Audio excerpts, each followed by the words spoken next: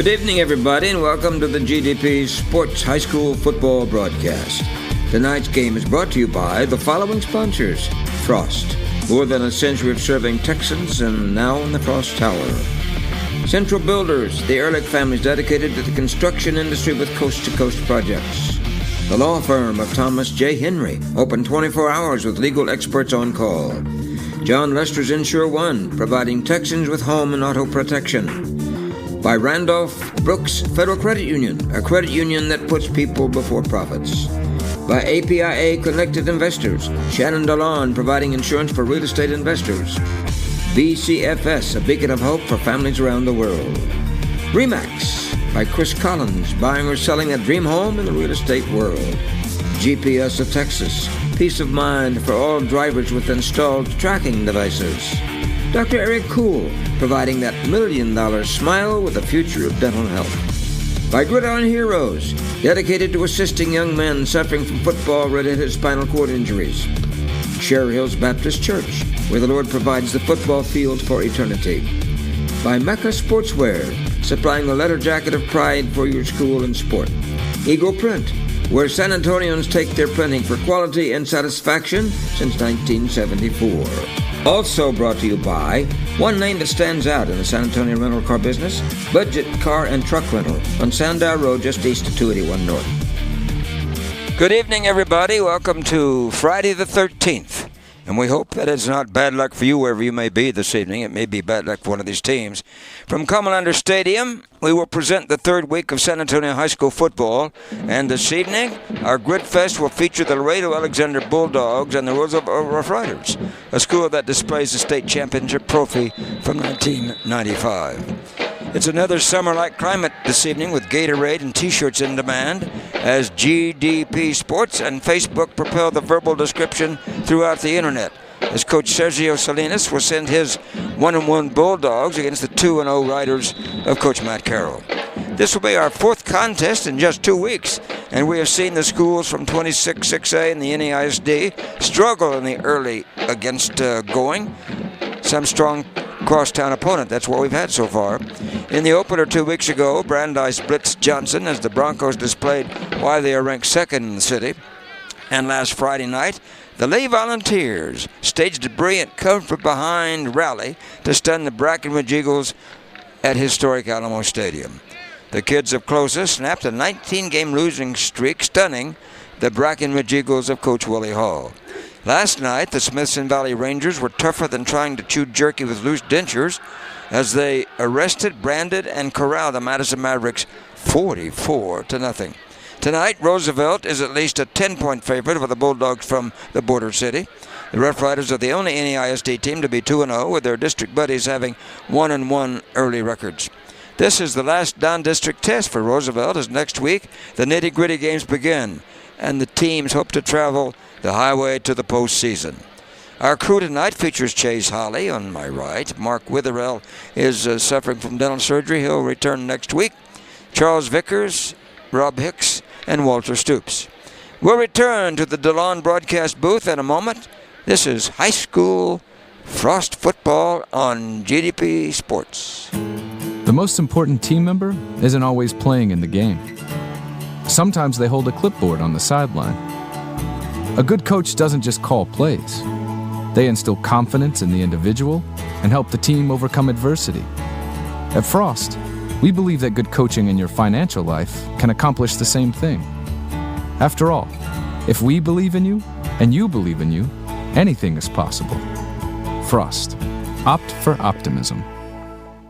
APIA specializes in real estate investor insurance. For years, investors have struggled managing individual insurance policies. So APIA built a program to put investors' properties under one insurance policy. They've been helping investors save time and improve cash flow nationwide since 2001.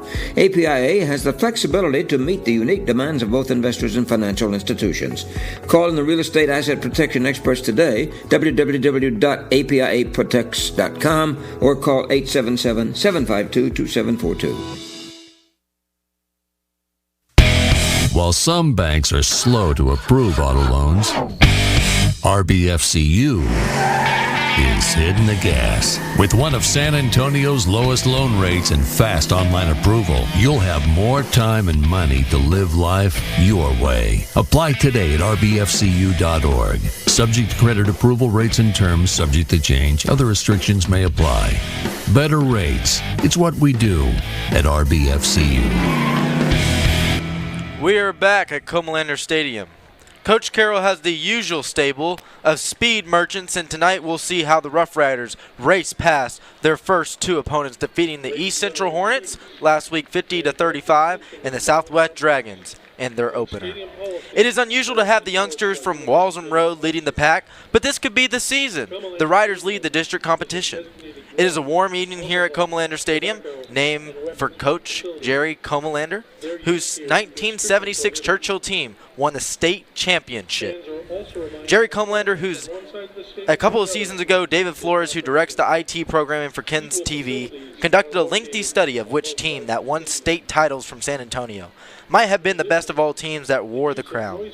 David concluded that the 95 Roughriders were the top title team from the Alamo City.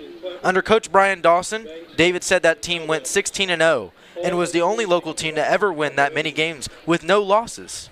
He said the Judson Rockets were 15-0 one year and 14-1 when they captured the big school crown, but had lost to Roosevelt during the season. Great players like Chris Pryor and Jared Douglas played for Judson. For Roosevelt, the Twin Towers of defense, Dwayne Missouri and Eric Flowers, both played for Division I college teams. Flores also put the Churchill Chargers of the 76 High on the ladder. Woo! Don't expect to see that caliber of tonight, but Coach Carroll has some tremendous speed in the backfield. The sky has an autumn tint to it. The temperature still makes it uncomfortable, but we are ready for another exciting football clash from Comalander Stadium. This is Frost High School football.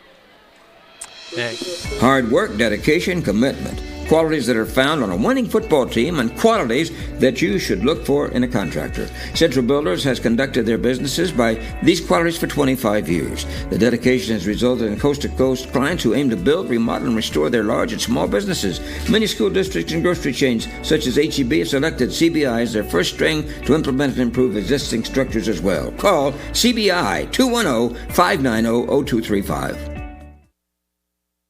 According to the National Highway Traffic Safety Administration, more than 100 Americans die each day in traffic crashes, and thousands more are injured. If you were injured in a car crash, call Thomas J. Henry. Thomas J. Henry handles serious auto accident cases and gets serious results for injured clients. Start your free claim today at tjhlaw.com/radio. That's tjhlaw.com/radio. San Antonio, Texas. Every family wants the assurance that their most valuable possessions are protected and secure for the future. That's why you need the most insurance coverage that budgets can afford. Even though his company is headquartered in Texas, John Lester is expanding his company from coast to coast. He has recently added several major insurance companies to better serve his growing clientele. You are protected from hurricane, fire, auto accidents, even a polar bear attack. John Lester once played linebacker for the Bastrop Bears, knows the importance of insurance. Call John Lester's Insure 1-210-541-9771. Welcome back to Comalander Stadium, where we're about 20 minutes away from kickoff of the Roosevelt Roughriders and the Laredo Alexander, the Bulldogs, I believe. And we are privileged to speak to both coaches before the game this afternoon, and we're going to go down to the sidelines to hear from Coach Sergio Salinas of the Laredo Alexander team. So 3, 2.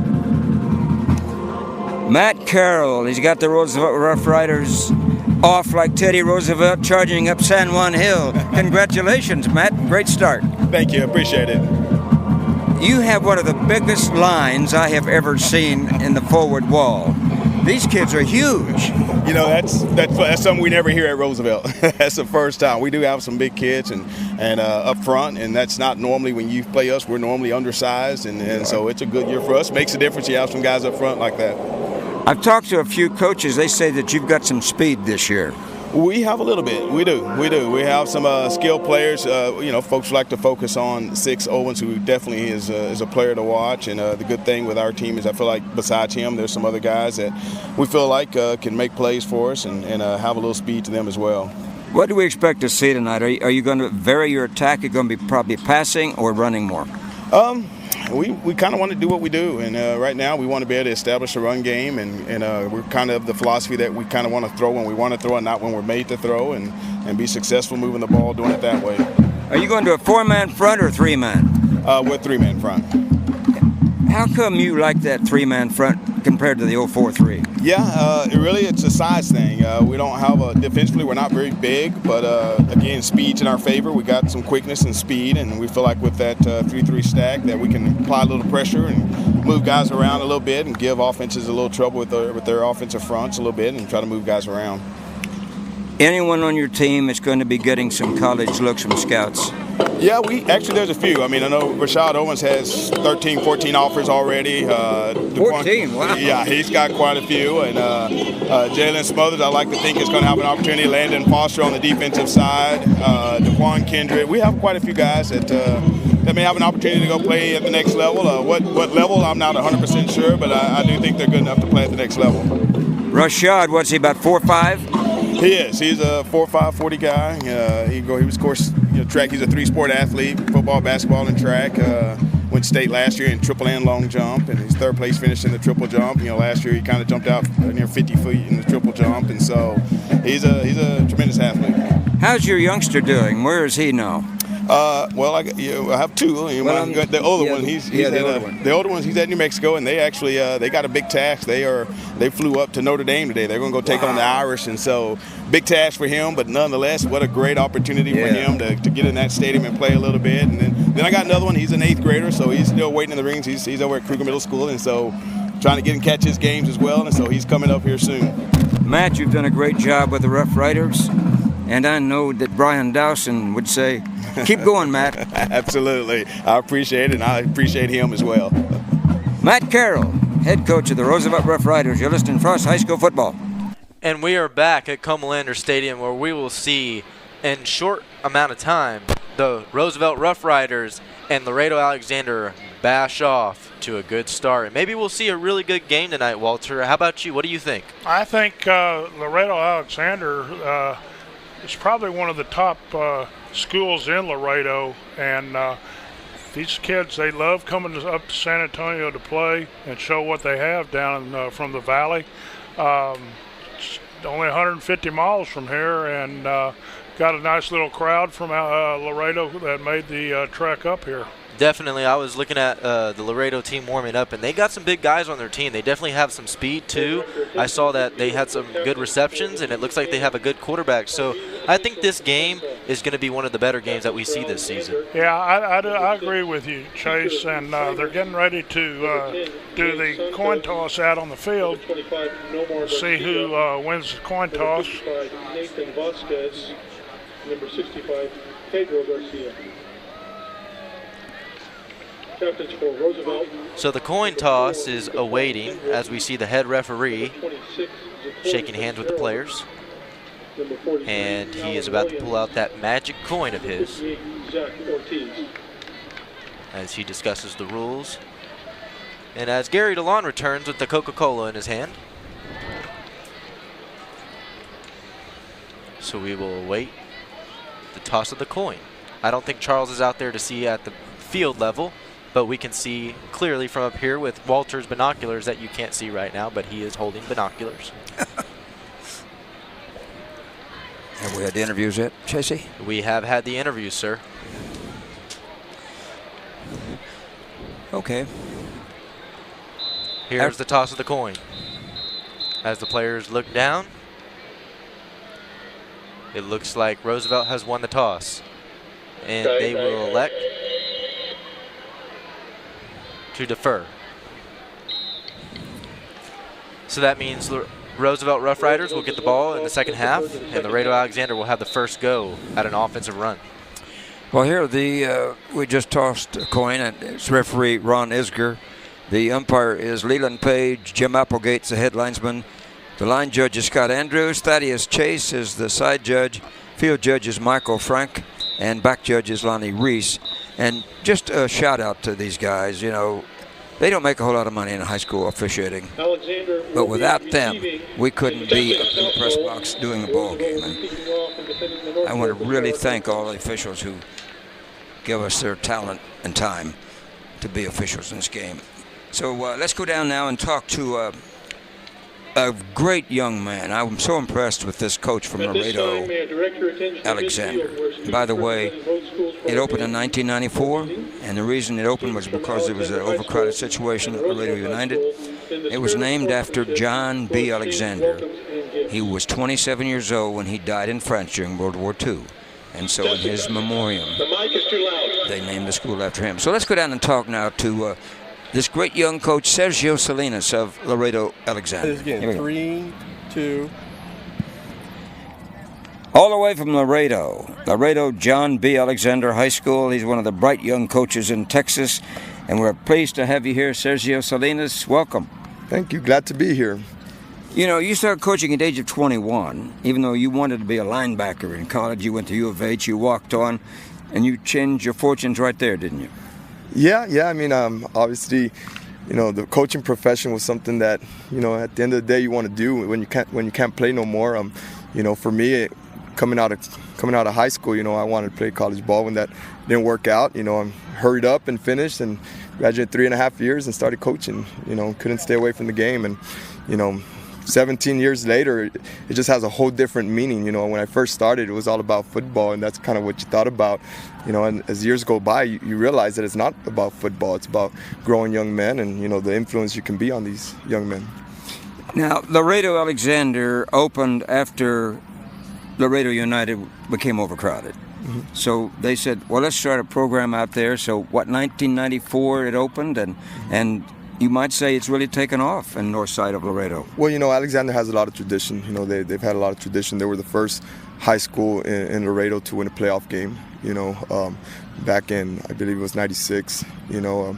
And they've been to the third round a lot of times, you know. And again, that's the coaches have been there, done a great job, you know. And, you know, coming into the program, you know, you just hope to continue that success and continue that tradition.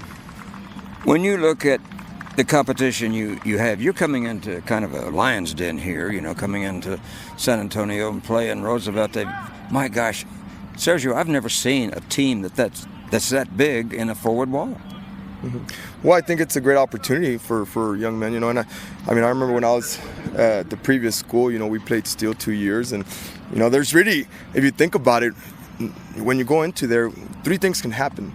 You know, you can shock them, and all of a sudden it's like, wow. You know, you could play with them and realize, you know what, you're pretty good. You know, or what everybody thinks is gonna happen. You know, they beat you, and that's what everybody thought anyway. You know, so what's the worst that can happen? You know, so I mean, I think it's a great opportunity and something. It's a moment that you can really shine. You know, when you go into a game like this, and our boys understand that they see it as a great opportunity to come out here and, you know, play with guys that they're supposed to be, you know, real deals. And you know, I think our guys are ready to go. Tell us a little bit about your team. You have some size, you have some speed, and you're 2-0. Well, we're 1-1. We lost our season opener to Alice, and then we bounced back well against. I guess I misread it. Yes. You know, we lost a lot of seniors last year, and we had some guys inexperienced, and that was their first game, and you know, they had to grow up, and obviously, you know, they did. And that second week they came back and, you know, beat a very good West School East team, you know, and I think, you know, they've been growing every week, and you know, this is just a great opportunity for them to continue to grow and say, you know what, you know, we're that team that you guys set out to be at the beginning of the year. What should we look for tonight? Will you go to a passing game, West Coast style, or are you a running team? No, I mean, we're balanced. You know, if you look at our last 2 games, we've been pretty balanced. Our first game, we're about 200 yards rushing, 190-some passing. You know, last game was similar. We didn't have the ball very much, but, you know, we got about 140 on each. You know, so we're very balanced. We expect the same thing. But, again, it really just comes down to what they give you, you know, what they're going to allow you to do. You know, if they load the box, then the ball's going to be flying, you know, so... we are a balanced attack, you know, and I think what you should expect from our boys today is just playing a hard game, you know, and playing with a lot of heart. And, you know, when you can play that way and you play full speed, good things will happen. Well, I can tell you this. Good things are going to happen to you in your career. I can tell that already. Well, thank you. Okay, Sergio Salinas, the head coach of the Bulldogs from Laredo United. You're listening to Frost High School Football.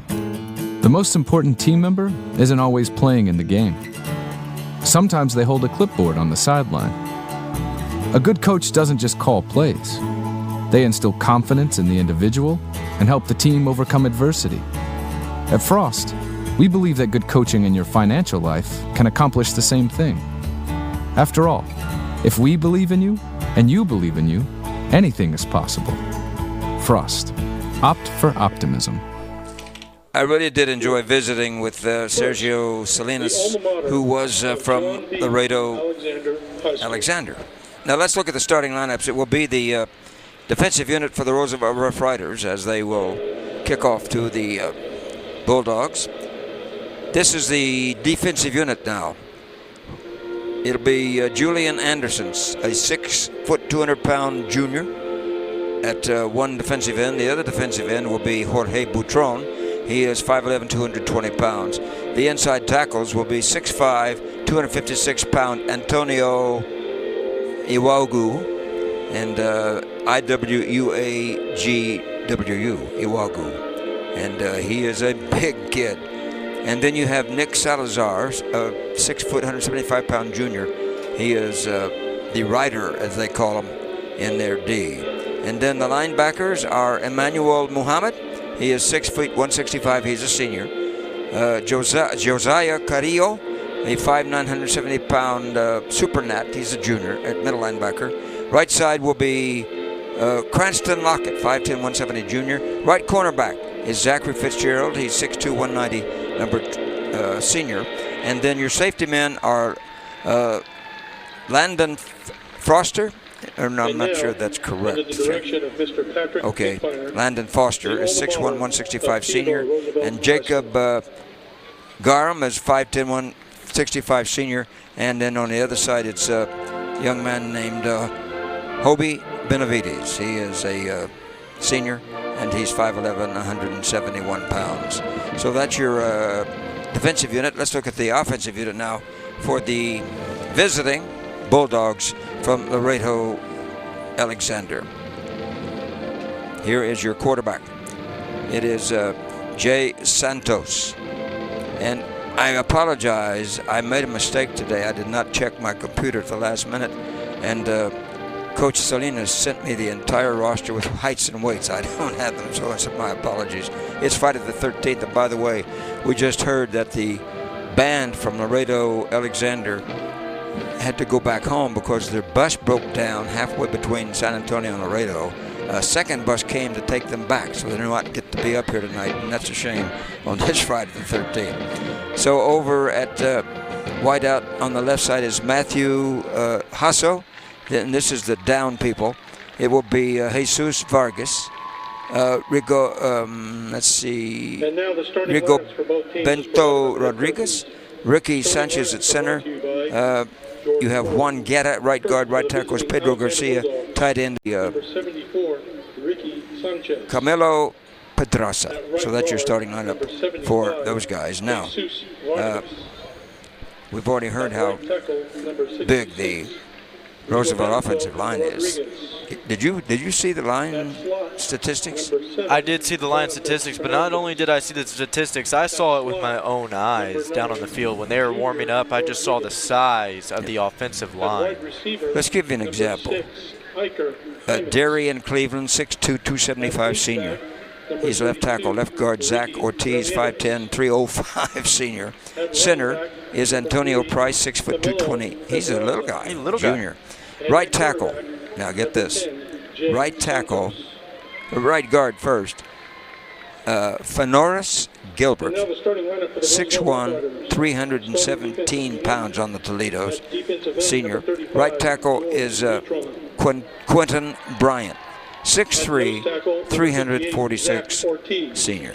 I mean, that's your down people right there. That is just unbelievable for the offensive line of a high school football team. Yeah, I've never seen one any bigger than that. That just sounds like it's almost college. Oh, yeah. And some colleges are even smaller than that if you're going down maybe not. Look at Incarnate Word. I mean, that's exactly. So it's just mind-blowing to me that Roosevelt has the size that they do. Let's go down to, can we hear from Charles Vickers on the sideline on a warm night here on Friday the 13th? Can you hear me? Yes, sir. All right. Well, it's a wonderful night to be down here. It's exciting to be down here, that's for sure, tonight. Looking forward to a wonderful game. It is a little bit warm here. Last night it was a lot nicer breeze. It was a little bit windy, but made for a much better atmosphere on the football field. It is great to be here at Comalander Stadium. We're in the Gary DeLon booth. I love this place. I could even live in this room. You know, it's bigger than what I've been living in. So, but we will have other scores of other games, and unfortunately, NAISD has not had a great start with the first. But, you know, this is a warm-up. Reagan, for instance, Staley, their starting quarterback, who is a good one, was a baseball star, baseball pitcher. His arm is still giving him trouble, his throwing arm. So that's why he hasn't started for Reagan. That's why they've had trouble winning. So, and that's a good point, Gary DeLon, because Staley used to be the offensive general of that team. And still is, but he's just not in effect right now because he's not starting. And I think if he was starting, then they would have a better chance at winning the game.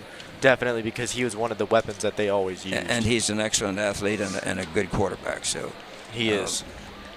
We hope you enjoy our verbal view here from high atop Comalander Stadium. And Coach Comalander is not here tonight. He's watching his grandson play. That's Jack Comalander, playing for the Jaguars. And we'll have other scores of other games throughout the evening.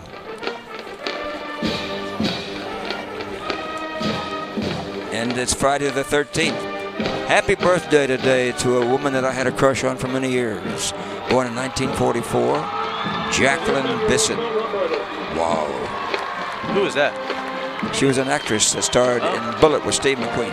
Oh. And here come the Rough Riders in their home black uniforms with their red and white trim and blue, and the white helmets, and of course the Bulldogs are in their road traveling uniforms, white, all white with the blue, navy blue numerals. So we are ready for Friday Night Football. It all began 2 weeks ago. Brandeis defeated, the Broncos of Brandeis defeated the Johnson Jags. And we will have our national anthem momentarily. Will stand for the #1 song in the world today, as far as I'm concerned. Former Roosevelt alumni, Jeff Spizek, he was president and CEO of United Airlines for several years. Scott and Mike Kubal, Major League Baseball. And, of course, that was a tragedy when Scott was hit by that foul ball and died from the injuries. Quincy Butler, Quentin Demps, William Caron, chairman of Joint Chiefs of Operations for killing bin Laden. Did you know that? I didn't. I did not know that. Brock Stratton, the great wrestler, and of course the Dawson brothers. And Brian Dawson led the Rough Riders to the state championship in 1995. We'll talk more about that particular year later on. Ladies and gentlemen, we're going to now join the Roosevelt Marching Band for our national anthem. Pays tribute to this great nation with the playing of our national anthem.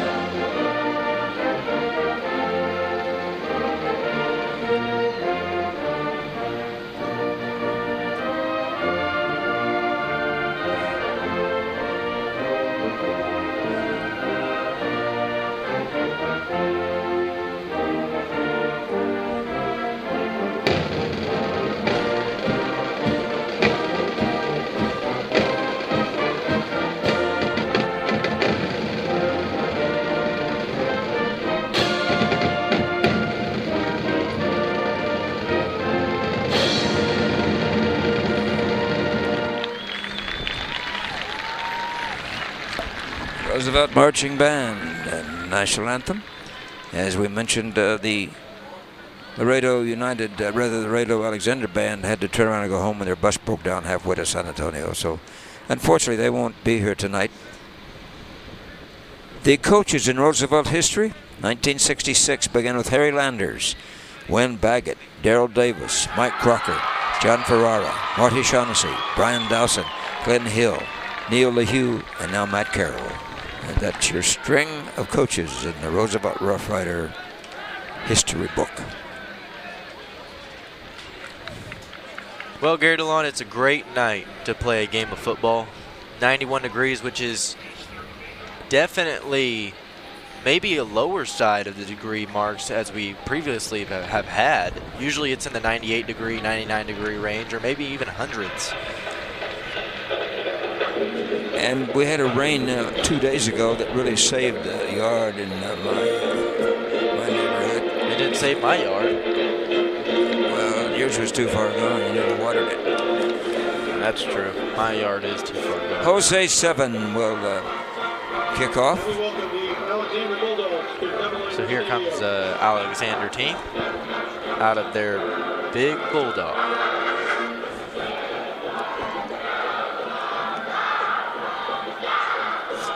On Friday night broadcast, we cannot show the field. We can on Thursday or Saturday nights, as we did last night, but we cannot show the field during the play-by-play, and I understand that. But we can be on camera at halftime and before game, and we hope to have Dr. Sean Micah, our halftime guest, if he gets here at halftime. So we have the Navy Blue Roughriders kicking it away. Jose Sevin, S-E-V-I-N. Beautiful night, even though it's a little warm for September 13th. Definitely is a little warmer than it usually is. Say, here's another celebrity birthday on this date, born in 1918. And he made so many great songs famous, including America the Beautiful. His name was Ray Charles. Ray Charles. Gary DeLon with the play-by-play. Color commentary Chase Colley. Staffs Walter Stoops. Sideline reporter Charles Vickers. We have 2 speedsters deep for the Bulldogs. And are you ready to take over, my young friend, as we prepare for the opening kickoff here tonight? And here's the boot. And it is a long, hard kick, and it is received at the 10-yard line. He is up to the 30, and he has some space, and he's to the 40, and he's finally brought down at the 41-yard line with the flag on the play. It's coming back, however. Nathan Hasso was the returner. There was a flag back at the 30, and there's going to be, I think, an illegal block. Let's see. Holding. On the return on White. 10 yards. Boy, that was an impressive run, though, by the youngster, Nathan Hasso. That was definitely an impressive play. He kind of evaded the tacklers that were coming towards him, and he kind of just got to that outside on the right. And now it'll be Jay Santis to run the Laredo Alexander offense with a double set wide right or wide left and a single set right. Here's Santis looking over to the bench as the play gets changed. In a balanced line with the blocking back up front. Here's the handoff. And he doesn't get much. He gains about 2 yards, and that's Nathan Hasso. He's brought down near the 18-yard line. So now the ball will be placed at around the 18-yard line with number 6, Iker Hymas, out left. And making that stop was Josiah Carrillo. So here's a man in motion. And Santos takes the snap and he looks at that man. He's on the flank and it is caught, and he's up to the 20, the 25, and finally brought down by number 8 for the Rough Riders, and that is Jacob Graham making that play. The pass was to Rodriguez. He's also a backup quarterback. Junior Rodriguez. So it'll be double wide out set right. Third and less than 1. Here's the snap, and it's a QB keep, and he just dives under, trying to get maybe an inch that he needs to get the first down, but I don't think he got it on that play. Maybe close. But he's probably They're going to have to measure it. I think he got it, Charles, but they put it back a little bit. Well, he was very specific on where he thought he needed to go, so he dove right for that target. So if they didn't have the markers, he's not looking at the sidelines. He's just picking a spot, and he dove for it. He got there pretty easily, but I don't think he got it. Some of it has to do with where they spot the ball. Yep. It looks like it's going to be about 6 inches short. 6 inches short. If they do have it, then that'll be the first down of the game. The Bulldogs have some size up front too. The number about the youngster on the left guard is about 265 to 180 pounds, and he's 6'1". And as they measure, it looks as if it is going to be a little short of the first down. So you got Vargas, Rodriguez, Sanchez, Guerra, Garcia, and Hernandez for the Bulldogs. As they stack the line. They're going to go for it. Boy, this is a gamble. This is a real big gamble. Possibly just trying to draw him off. Yeah, Santos now backs off.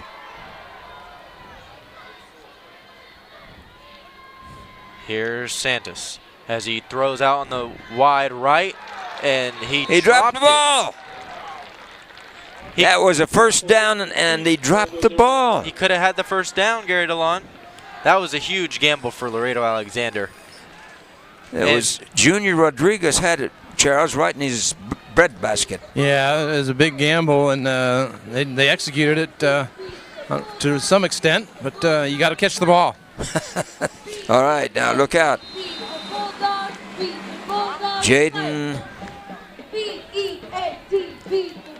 So it'll be Jalen Rashad Smothers is at with a trip stacked on the left, and here's the run as it's a QB it's by Jalen Smothers. The QB keep picked up a gain of 2 yards, so that'll make it 2nd and 8 with the ball being at the 23. All right, you got Kendrick, Cleveland, Ortiz, Price, Gilbert, Bryant, and another Price on the right side. You got 2 Price, maybe brothers. So it'll be Jalen Smothers looking over to the sideline for the play call as they have their very decorated Rashad Owens, watch out for him. He's the scat back. Here's Smothers, and as he hands it off, and he is, wow. Did you see that speed by Rashad Owens, Gary DeLon? That was just the quickest acceleration I've seen all season. 6'2", 165 pounds. He's down for a 9-yard gain, and the other back over the Z-back is Brandon Armalia. So it'll be Armelin. It'll be a first down for the Roosevelt Roughriders, and it'll be trip set left and a single receiver on the right. Here's Smothers as he hands it off again, but it is ill-advised handoff, and he's going to be losing about 10 yards on the play. What a great read. Tremendous read by Brady Segovia. Charles Vickers, he had that smelled out. Yeah, they sure did. Kind of a slow developing play there for Roosevelt. And good job. You got to hand it to Laredo for reading that one and then getting the big yard for loss. So it'll be trip set right this time. 2nd and 16. Owens being on Smothers' right side. And it's a wide trip. Sits at the 20, and it'll be 2nd and 15. Here's the QB keep with the fake handoff, and he's trying to get to the right side. He's up to the 20 and brought out of bounds at around the 16-yard line. Great defensive read on that play as well. Yeah, really did a good job of stretching that out, not letting him get around the corner. You got to think that Coach Salinas had confidence in his defense by going for that on the 4th down a little bit. David Etheridge was the tackler. So it'll be Smothers in the shotgun with trip set left and double wide out on the right. Here he's looking to his left, and he's got a man in the end zone, but it is just overthrown, and the intended receiver was Marcus Price, 6 foot, 200-pound junior, but it was just way overthrown over his head. Yeah, Price was virtually left uncovered there. Boy, you talk about a Mississippi gambler, and the roulette wheel didn't turn in their favor, but my goodness, they've held them to a field goal try, 32-yarder, 34-yarder. And the kick is up, high and far, and it is good, making it 3-0 with Roosevelt Roughriders in the lead with 8 minutes, 18 seconds left in the first quarter. You are listening to Frost High School Football. In 1984, high school students were dancing to the song Hey Mickey. That same year, Sherry Armstrong opened Mecca Sportswear to provide those students with quality leather jackets along with all district and all state patches. Well, now, 3 decades later, Sherry and her family are still providing custom leather jackets and award patches to South Texas' greatest student achievers. Call toll-free 844-HEY Mecca. Hey Mecca, 844-HEY MECA. We are back at Comalander Stadium. 6 plays, 8 yards, and a 34-yard field goal to put Roosevelt in the lead, 3-0. And with 8:18 still on the first quarter clock. And there was 152 offensive yards. Oh, minute 52 drive for the Roosevelt Roughriders. What are you looking at me for? 152 yards. Don't look at me. I'm tired. I'm worn out. Yeah. Oh, I remember that one too. The 52-yard line. I think that's around Dizzy Dean. Yeah. I don't know where that is. So it'll be kickoff time for the Roosevelt Roughriders as the ball blew off the tee from that 13-mile-per-hour wind, which isn't much, but you never know. It can blow the ball off the tee. And Jose Savin, who booted that field goal from 34 yards out, will kick it away. Kick it away to the 2 players back deep, and it's a boot, and it is going to go about to the same place, and that's a 10-yard line, and he is up to the 20 and up to the 30, and he's got space. He's up to the 40, and the kicker was the only one back there to push him out of bounds, or else he would have ran for 6. Yeah, it was 6 who almost went for 6. That was Iker Jaimes. Iker or Iker? Iker.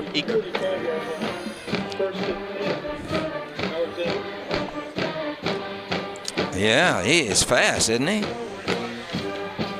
First and 10 at the 45-yard line in Roosevelt territory.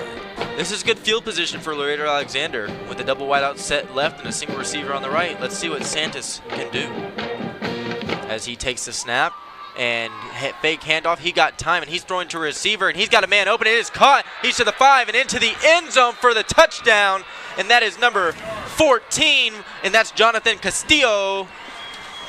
That was sensational. That was sensational, Gary DeLon. My goodness, that was brilliantly executed. He had a nice play fake, step back, and Jay Santos has a great right arm. He does have a great right arm, and he can definitely throw it downfield, which is going to be definitely one of the weapons that we see all game. Man, he rode past the defense faster than an Amtrak train at St. Paul Square. So as we await the PAT, and here's the boot by Brandon, and it is up high, far, and good to make it 7-3 with Alexander now in the lead over Roosevelt Roughriders. Brandon Grajeda, and I'll tell you what, Sergio Salinas has been a very unpredictable mentor here in the early going. You're listening to Frost High School Football. In 2017, more than 4,700 people were killed in crashes involving large trucks in the U.S. Semi-trucks, which weigh 20 to 30 times as much as passenger cars, can cause severe injuries in the event of a wreck. If you were injured in an 18-wheeler accident, call Thomas J. Henry. Thomas J. Henry handles serious trucking cases and gets serious results for injured clients. Start your free claim today at tjhlaw.com/radio. That's tjhlaw.com/radio. San Antonio. We are back at Comalander Stadium with that last drive from the Laredo Alexander. One play, 45-yard pass for a touchdown, and only taking 8 seconds off the clock. Santos to Castillo. And by the way, we cannot show the play-by-play on the field because that's UIO rule. We can do it on Thursday or Saturday, but on Friday nights, you cannot show the picture. But Chase will describe it and give you a picture verbally. Here's the kick. And it's going to be returned by Smothers, who is back deep. and he gets up to about the 26-yard line Smothers with the kick return for Roosevelt. for a 20-yard return for Smothers. 7-yard line. Correction, ball placed at the 26.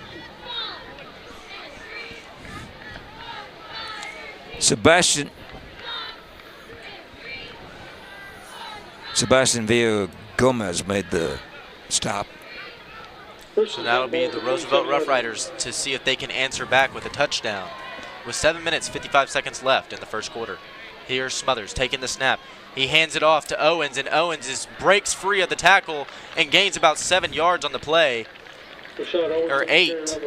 Nathan Vasquez got a hold of his ankle, but he couldn't hang on. So that'll make it 2nd and 2 as the Roosevelt Roughriders trek on up the field. Now they have that. That's a quad bunch crunch, Gary DeLon, on the right side with a single receiver on the left. And with one on the left, so they've got 5 receivers now. The one isolated on the left is Owens, and it will be Smothers in the shotgun. As he throws out on the flank, and it's that little bubble pass. Oh my! The ball, is that a live ball or not? No. Incomplete pass. Yeah, it was intended for Robert Meadows, and he dropped the ball. He looked down. What he did, he looked downfield before he had the ball in his hands. That was just an unlucky play. 3rd and 2. He had a little bit of space, and he had 3 other blockers blocking for him upfield. Now Darian Cleveland has shifted to the right tackle side. He is getting some blocking force over there, 295 pounds. It'll be double wideout set right. Here's Smothers handing off to Owens, and Owens has the first down. He puts on that speed, and he's to the 40, the 30, the 20, the 10, the 5, and he's to the touchdown. 65-yard run for Owens with that 4.5 40 speed. Can't believe it. Man, he really was untouched. Broke outside, and just a sensational run. This may be one of those high-scoring shootouts here at Comalander Stadium. And it's going to be a battle to see who wins in the fourth quarter, Gary DeLon. I think that's what it's going to be. So it'll be Smothers holding, and here's the kick, and it is up high, far, and it is good, making it 10-7 with Roosevelt Roughriders now in the lead with 7 minutes left in the first quarter. You are listening to Frost High School Football. Every San Antonio family has a dream to live in their own castle. There's one San Antonio real estate expert who can fulfill that dream, and he has provided many wonderful kingdoms for hundreds of home buyers in South Texas. Chris Collins of RE/MAX Preferred has been the realtor selected by families that want to make that dream a reality. He'll provide the expertise and confidence to purchase the home that's your address for future happiness. Call Chris at RE/MAX Preferred 210-213-2432. We are back at Comalander Stadium with that last drive for the Roughriders. 3 plays, 73 yards, 54 seconds off the clock, which is pretty fast, and 65-yard run by Owens for the touchdown. 2 touchdowns in 1 minute and 2 seconds. How about that? How about that, Gary DeLon? That is just exciting. That's different from what we've seen in the past 2 games, let me tell you. Laredo Alexander is named after 27-year-old John B. Alexander, who was born on August 20th of 1916. He died in combat against German forces in France on July 23rd, 1944. Here's the kick. Here's the boot, and it is going to go about to the 10-yard line once again, and it is caught and received, and he's to the 20. But this time he gets caught up on 3 of his players, and it looks like it was almost a fumble. The ball popped free as Nathan Hasso couldn't hang on to it, but managed to come up with it anyway. So the ball will be placed at the 21-yard line. And let's see if Laredo Alexander can answer back with another touchdown. 6:53 to play in a fast-moving, explosive first period. This is definitely a fast-moving first period. Trip set left with a single receiver isolated on the right. And Santos will now be in charge. Here's the snap almost, but he looks over to the sideline.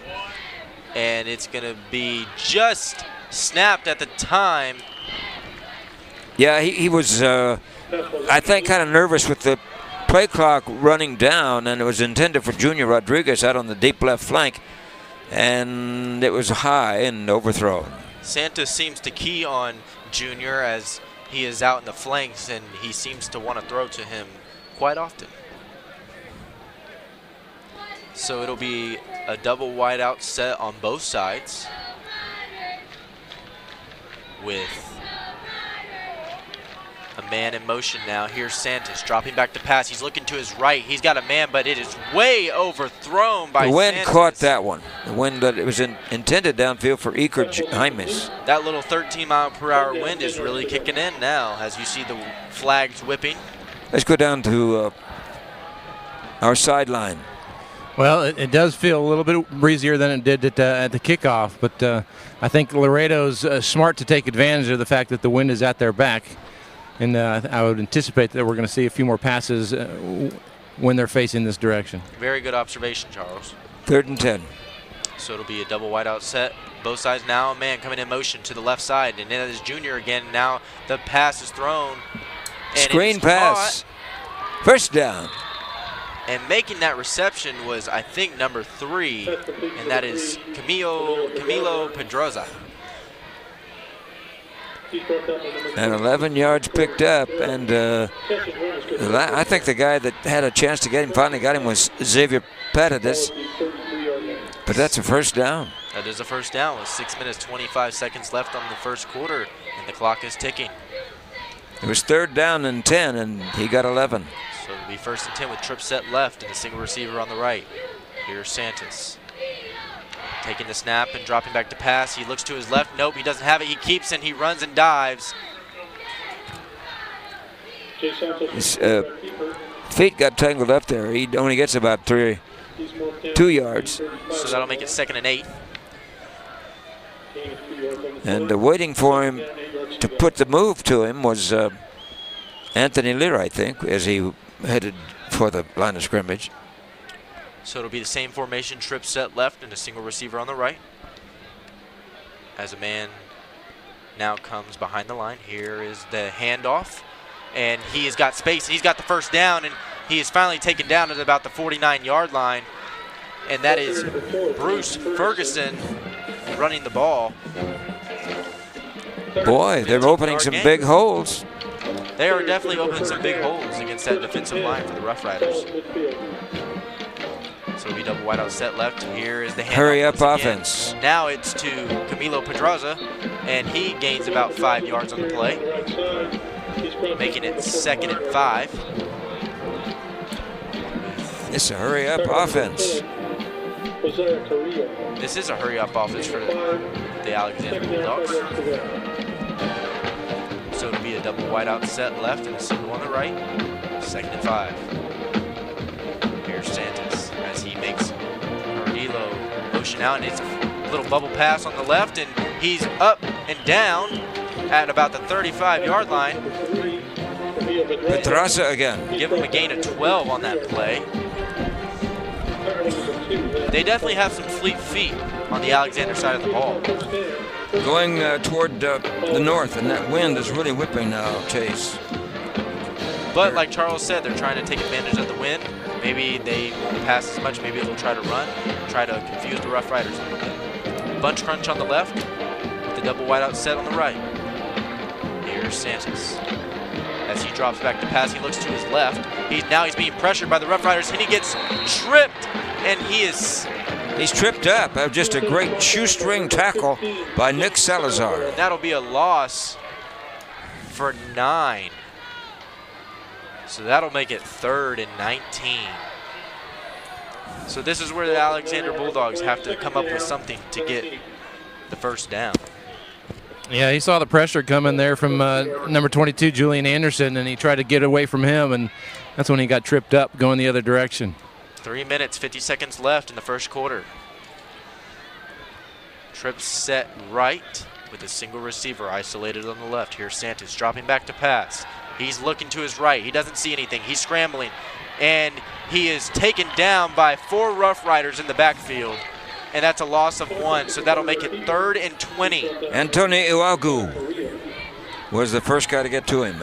Antonio, I-W-U-A-G-W-U, Iwagu. I predict, Gary DeLon, that there will be some sort of pass play picking them up in the backfield. But the offensive line is going to have to give Santos some time to throw that ball. Well, this is the 10th play coming up. 3rd and 20. 3rd and 20. Trip set right, single receiver on the left. Here's Santos dropping back to pass, and like I predicted, he's going in deep, and it is just into the receiver's arms, and the intended receiver was Jonathan Hernandez, but he just couldn't get his hands on the ball.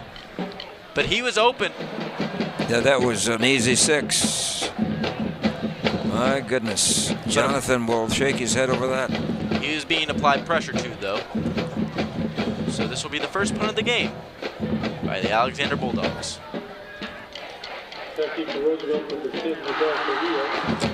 So it'll be Danilo Pedroza to punt the ball away from his 44-yard line. Here's the punt, and it's a little pooch kick, almost hitting his own player in the back, but it's gonna roll right down to the 6-yard line, making it a tough field position for the Rough Riders to come in with 2 minutes, 43 seconds left on the clock in the first quarter.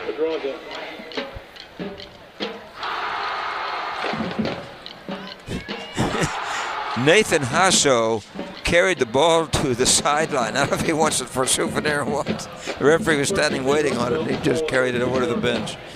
2:43 to play here in the first period. What a ball game. Sometimes, Gary DeLon, you just aren't thinking straight. Like, I'm never thinking straight, but somehow I still make it through. So now it'll be Smothers' turn.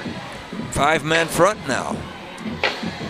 Here now, Smothers isn't in play. It's actually Dwayne Coleman in at quarterback. Marco Torres is the first to get the tackle. Pick up 2 for Owens, so making it 2nd and 8. Now the double wideout on the right, and it'll be Dwayne. Smothers is out on the right flank. I wonder if he sings. He might sing, but I don't know what that means. But I'll just go along with it, Gary DeLon. I think you're just. The Smothers brothers are a great act from the 70s. Here's the handoff to Owens, and Owens is tripped up. No gain for Owens. Getting a piece of his ankle as he came blitzing in from the right side was Marco Torres again. So that'll make it 3rd and 8 for the Rough Riders. Owens now is going out toward the wide right to make it a bunch crunch trips. The Rough Riders definitely have some unique play calls. Here's Dwayne dropping back to pass. He's got a little bubble pass. That same type play. Oh, what a great defensive play. And it's made by Junior Rodriguez. He waited for the pass to get. No, I'm sorry, it wasn't Rodriguez. It was Devon Etheridge. Or Devon. Devon Etheridge made the stop. The Bulldogs are doing a good job at reading the Rough Riders' offensive plays. So now it'll be Owens. Wow, he's in his end zone. He's a yard deep in the end zone. Watch out. Against the wind, right? Against the wind. This is a dangerous territory. And here's the punt as he gets some good blocks, but the punt will roll right out of bounds at about the 47-yard line. 35-yard kick against the wind, so not bad. Not bad at all. With 38 seconds left in the first quarter. So the Laredo Alexander will have 38 seconds left in the first quarter to see if they can get a score. If not, they'll just carry on to the second quarter, just on opposite sides of the field. So Alexander now going from my right to left. They're using that West Coast style offense too. They are. Double wide out set right with a single receiver on the left. Here's the snap by Santos as he hands it off, and he is looking for a hole, but there is no hole. The Rough Riders close it down. Pedraza is hit by 3 Rough Riders, but leading the surge, the first guy to get in there was Antonio Iwagu. So that'll make it 2nd and 10 for the Bulldogs. As they shave off time on the clock. Maybe the last play Here's a snap with by the win. Santos as he looks over to his right, and it's a Screen little is set up. Oh, what a great read on that defensive play. Tremendous read. And making the stop was Cranston Lockett. Both teams are playing some very good defense tonight, Gary DeLon, as they. That is the final play of our first quarter. Our score. And it's a timeout for. No, it's the end of the quarter. End of the quarter. As the period comes to an end, it's 10-7, with the Rough Riders leading by 3. You're listening to Frost High School football. Coming home means a lot of things to a lot of people. It's a place where you can kick off your shoes or even kick it up a notch. As the #1 mortgage lender in Texas for credit unions, you can trust RBFCU when buying your new home. We'll be there for you every step of the way. So whether it's buying your first home or financing your forever home, you can count on us to make your dream come true. To apply online and for complete details, visit rbfcu.org. Some restrictions may apply. Loan subject to credit approval. RBFCU is an equal housing lender. You don't have to be a frequent flyer to know the best rent car location in San Antonio. Budget Rent Car is a locally owned company that provides a fleet of new automobiles and a staff of professionals who have served the thousands of travelers who want quick access to the airport, reasonable prices, and available quality vehicles. That's one name that stands out in the San Antonio rental business. Budget Car and Truck Rental on Sandow Road, just east of 281 North. Phone 210-824-0737. Budget Car San Antonio. We're back at Comalander Stadium, and some stats for the first quarter as the play is about to go off. Here's Santos dropping back to pass. He's looking to his right. He's got a man open, and that's Junior. And Junior snags it out of the air, and he's to the 10, the 5, and he's into the end zone to start the second quarter with a bang. 50-yard run and pass play. Junior Rodriguez, he just outraced everybody. Showed some tremendous speed down the near sideline.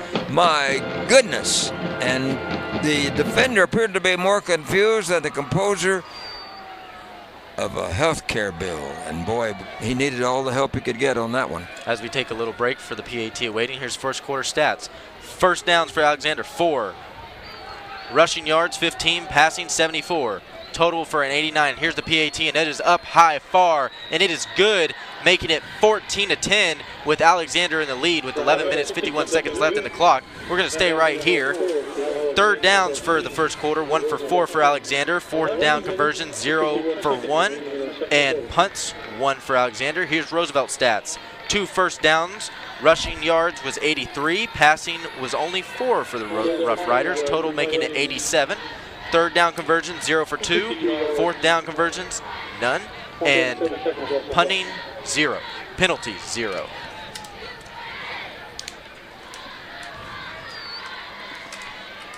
Boy, this is an impressive team from Laredo. And, with the kind of speed they have, I'm surprised that they lost that opening game to Alice.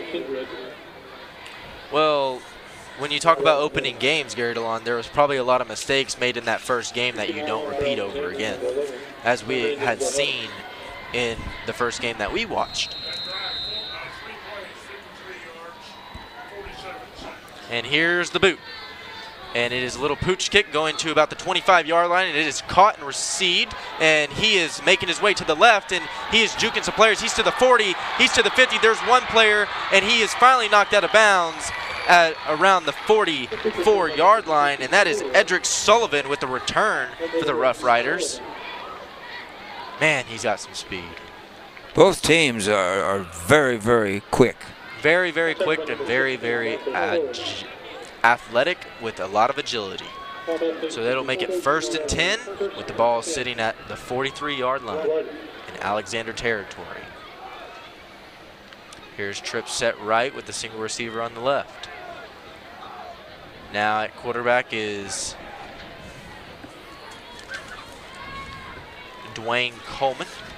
Here's the QB keep, and he is just sacked. Whoa. And that'll be a loss of 8 for Dwayne Coleman.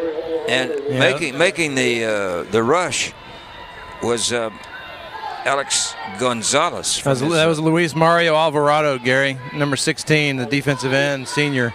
Just a good job, good read. He stayed put. defensive end definitely has some speed. So now the Rough Riders will be going into that quad bunch crunch on the right with a single receiver on the left. Here's Dwayne throwing it out to Smothers. Smothers on that bubble play once again, and he's making more yardage than he did last time. Bringing it back up to the markers. Alvarado again on the tackle from behind. Robert Meadows making the catch, actually, not Smothers.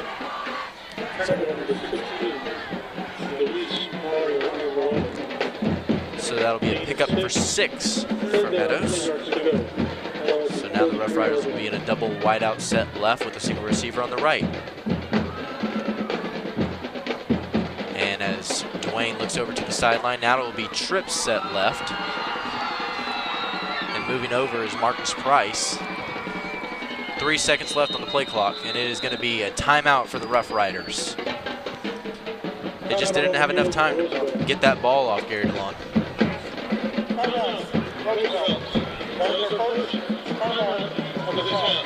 We told you about Laredo Alexander being named after a World War II hero. There have been so many great heroes who have been instrumental in Texas history.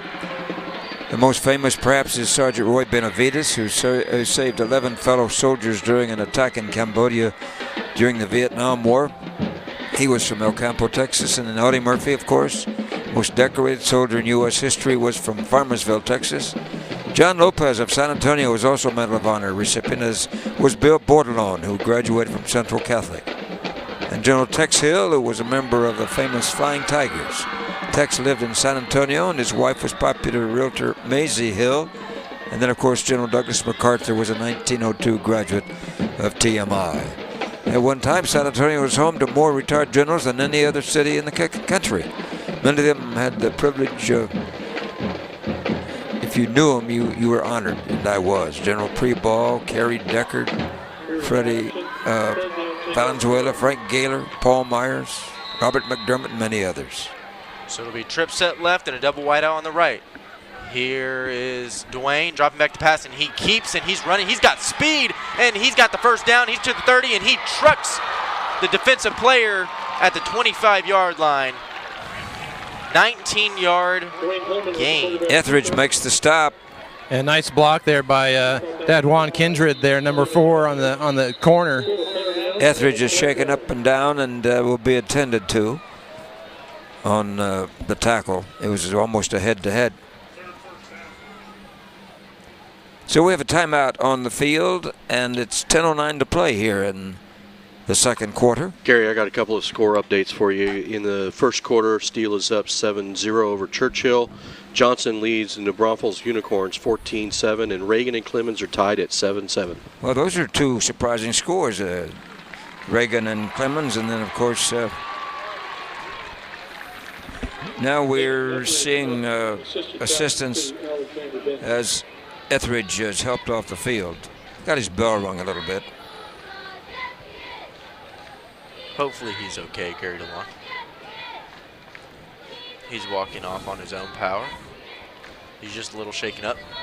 Maybe sees a couple dots. Hopefully he's okay.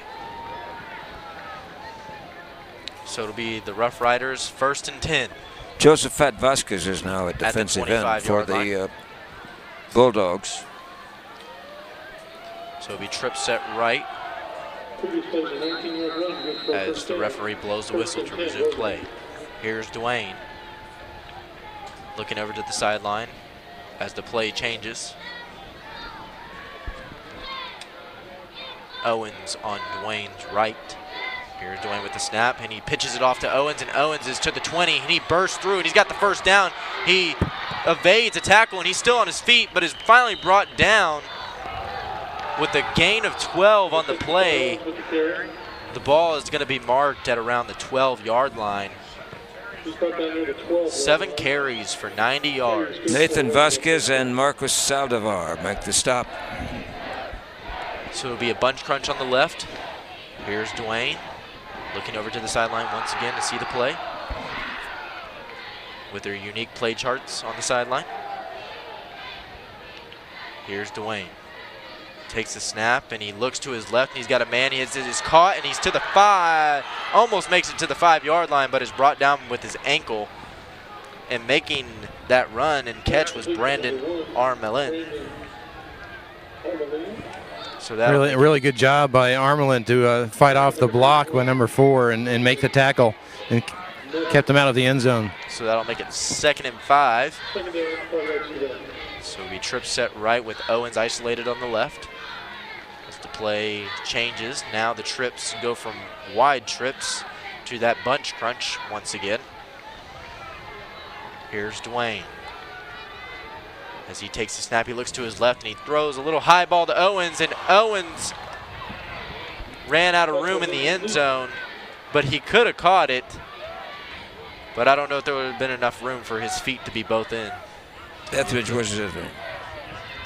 The referee told him it was not catchable. It didn't look too catchable.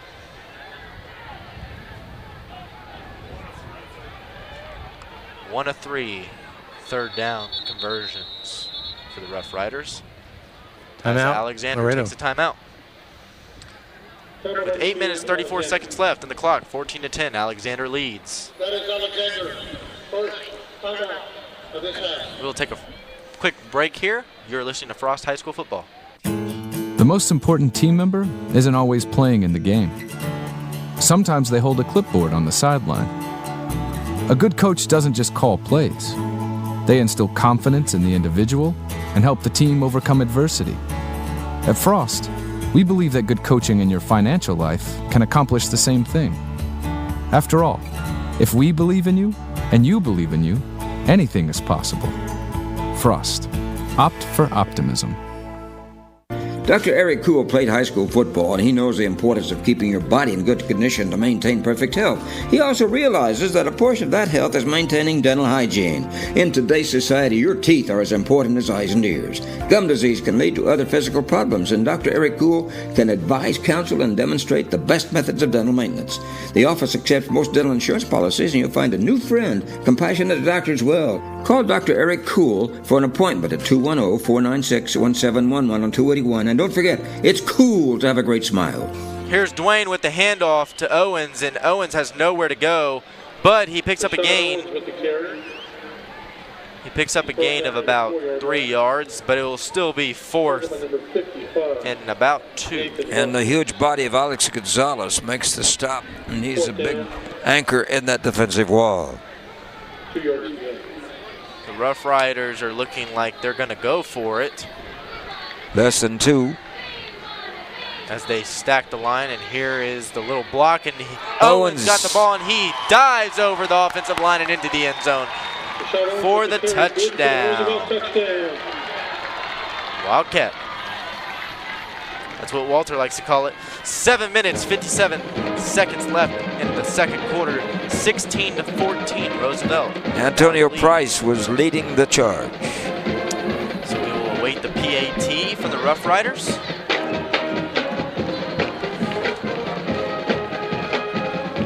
And here's the boot, and it is up, high, far, and good, making it 17-14. With 7 minutes, 57 seconds left in the second quarter. Roosevelt Rough Riders are now in the lead. You're listening to Frost High School Football. Some people know me by Smitty. Most people call me Mr. Smith. One day I went to Randolph Brooks Federal Credit Union. Ever since that day, I developed a relationship with Randolph Brooks Federal Credit Union that was second to none. I like RBFCU because they create a stress-free environment. It's all about relationships. Better banking. It's what we do at RBFCU. Join today at rbfcu.org. Membership eligibility required. Rates and terms subject to change. We're back at Comalander Stadium with that last scoring drive for the Rough Riders. 8 plays, 43 yards, taking 3 minutes, 55 seconds left on the clock. And Owens puts it in to the end zone, jumping over that offensive line with a 4-yard gain. Well, who couldn't with that kind of size?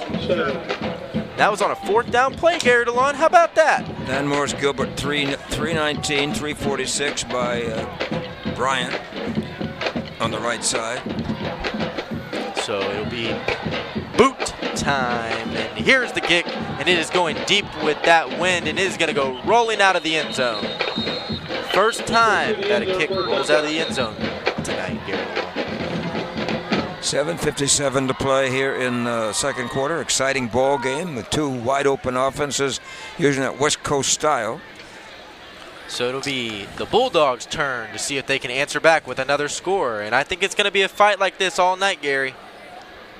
Both sides have speed and size, and that is a very important key when you're trying to run this fast-moving offense. Hurry up. They definitely have some speed under their feet. They get the wheels turning, and they go.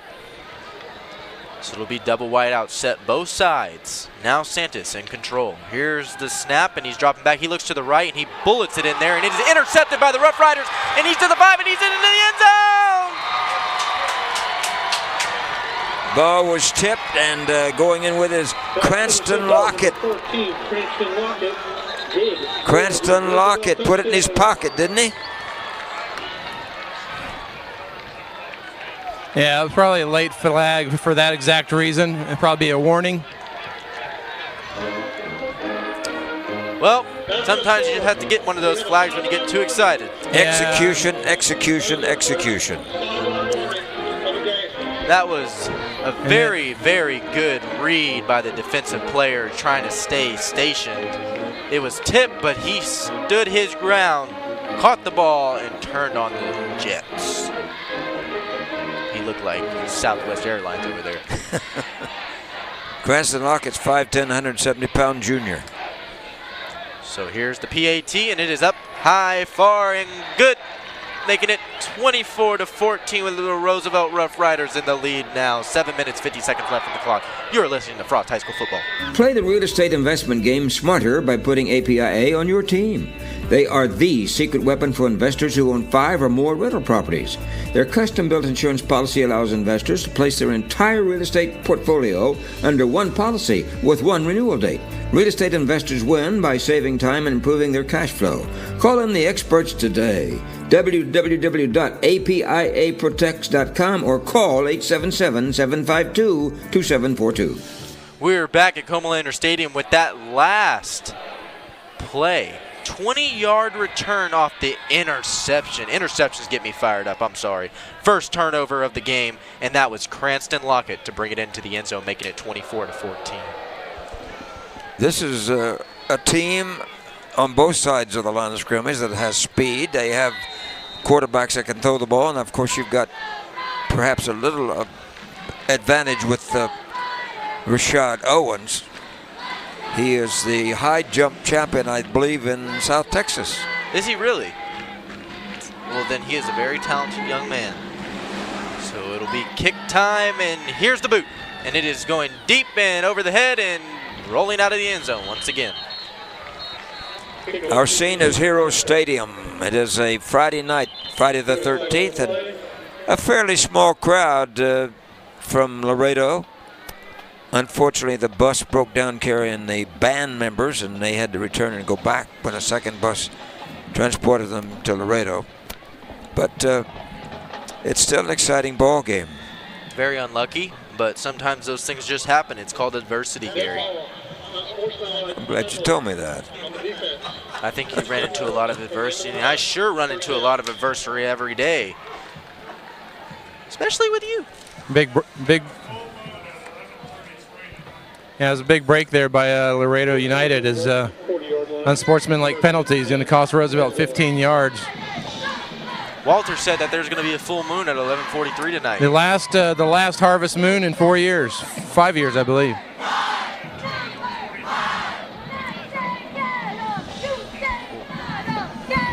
Well, that's just insane. That makes me excited. I think I'm going to go set up my lawn chair. There's a lot of moonshine taking place someplace. Moonshine.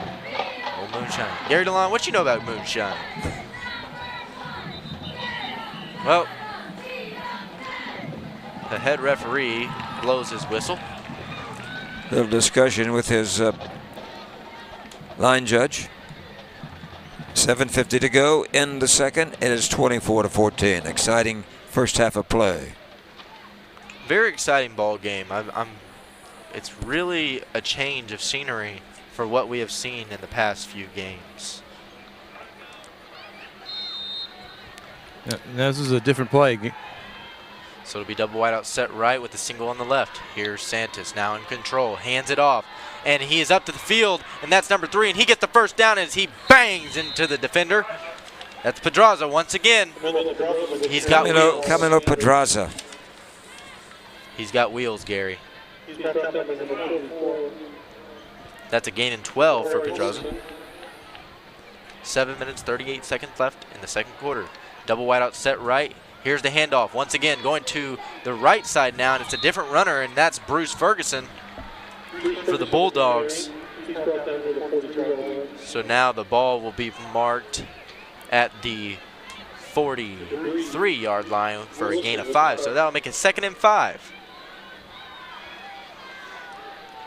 So it'll be double wide out set right with a single set left. Ball in the 43.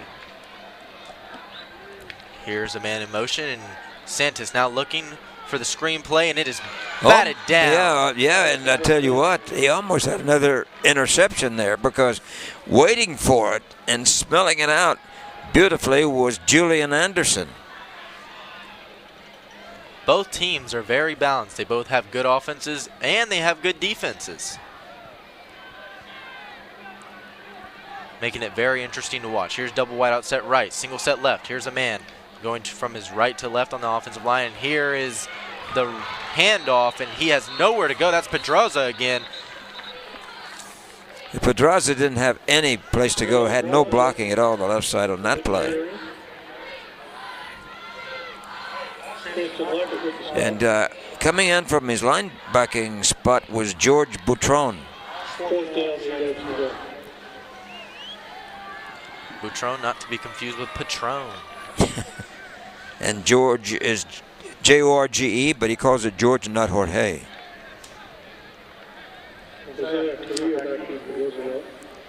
Junior Rodriguez. So it'll be double wide out set on the left now with the single set right, as they will head down the field to see if they can make the stop on the return. I'm sorry. Rodriguez is the up man.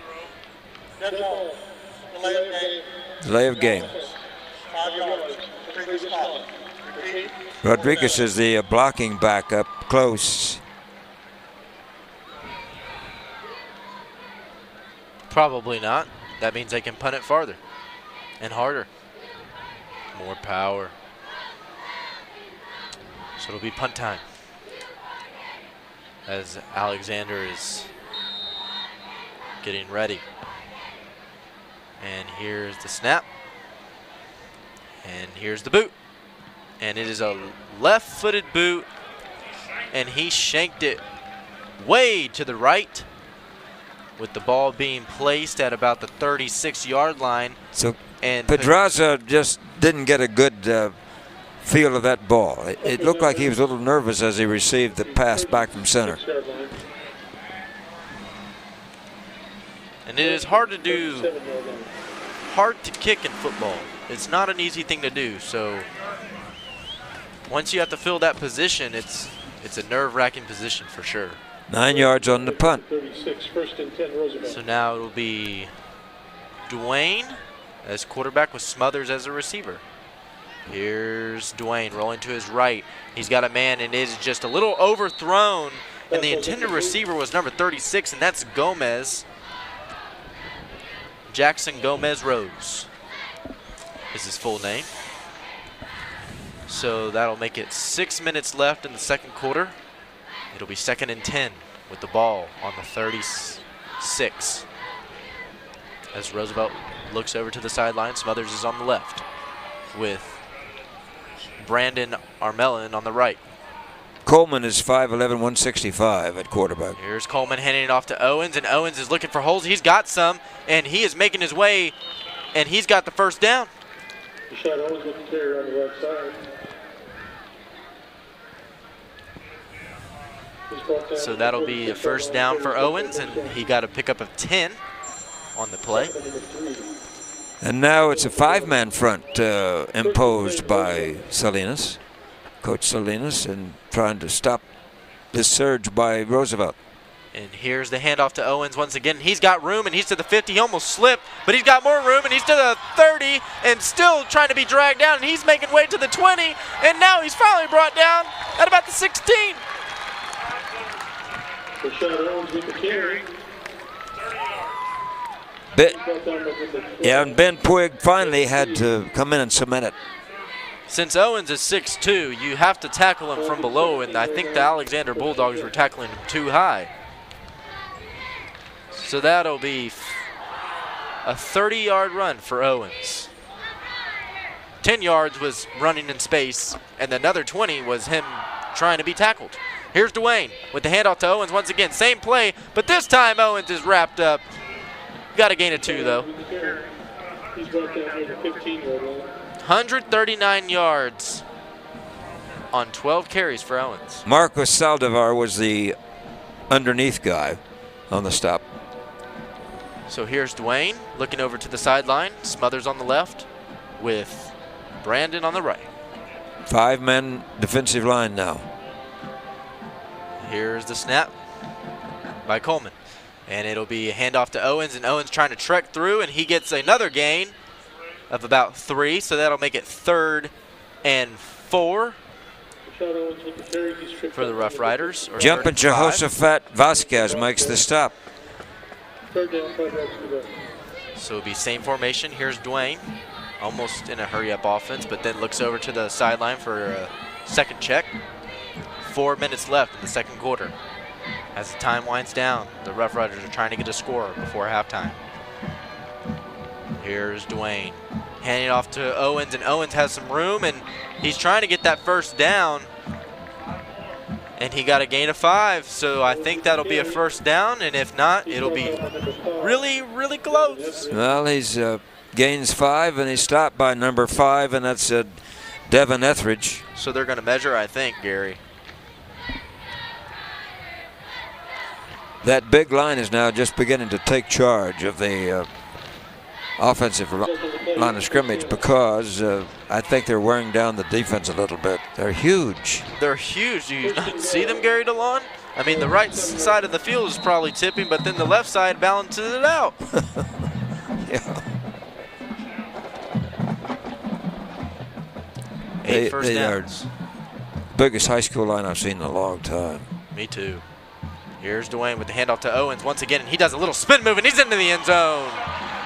The kid is really impressive. 14 schools are asking for his credentials. He wants to play for Gary Patterson at TCU, and we can see why. He's very talented. He's got the skill, he's got the speed, and he's got the agility, and he has the moves to get into the end zone. Making it 30-14 with the Rough Riders in the lead. 3 minutes, 24 seconds left. And his third score of the night. Third score of the night. He's doing great. And the kick is up, high, far, and good, making it 31-14. You're listening to Frost High School Football.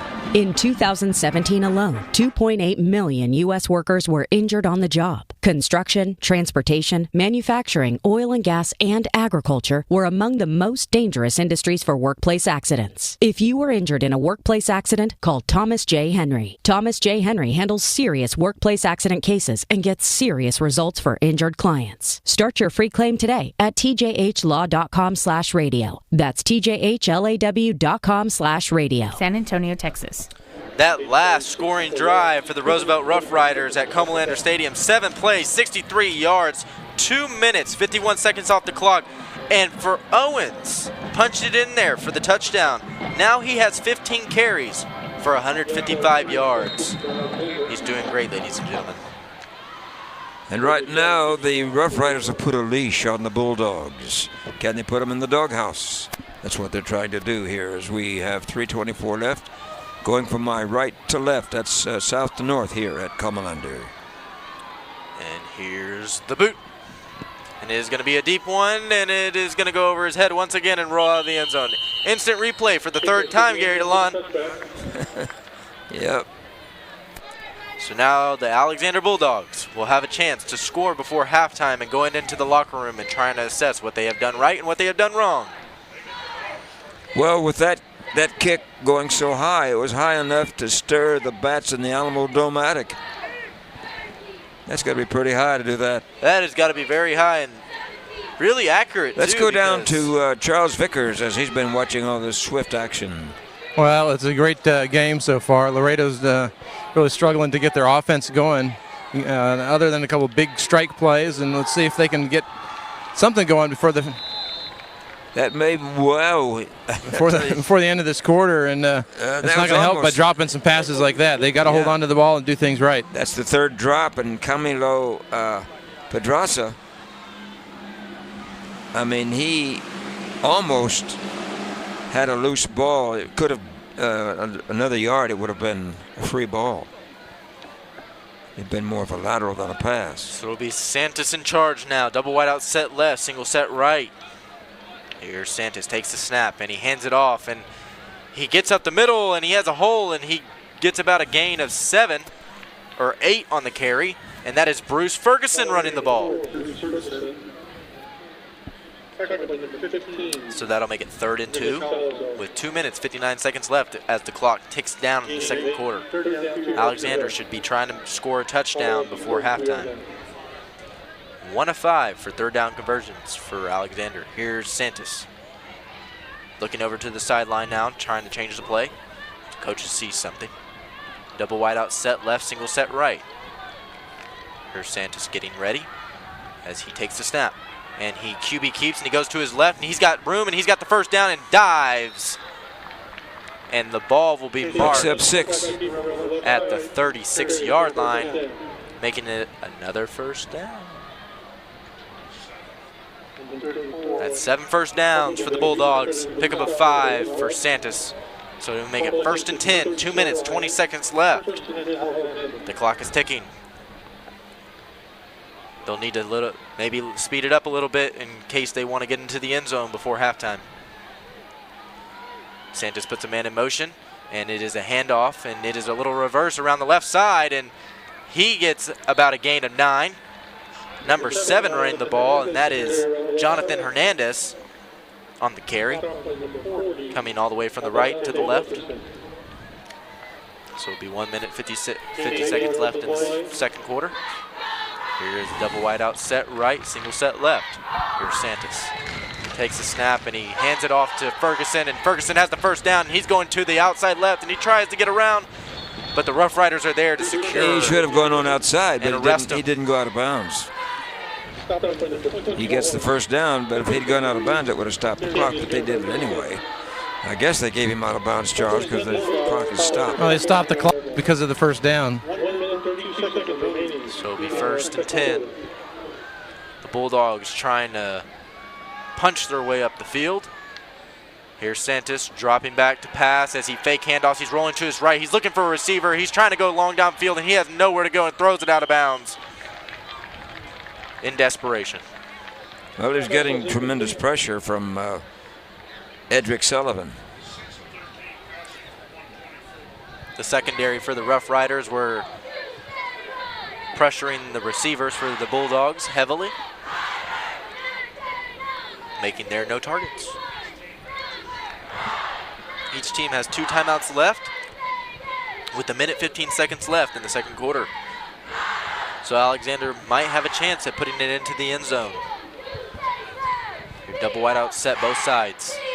Here's Santos as he puts a man in motion. That's Pedroza, and he throws it out to the left, and he is hammered for a loss. Screen pass did 1. not screen anybody, and it was Iker Jaimes. They didn't fake the Rough Riders this time. Stopped in his tracks.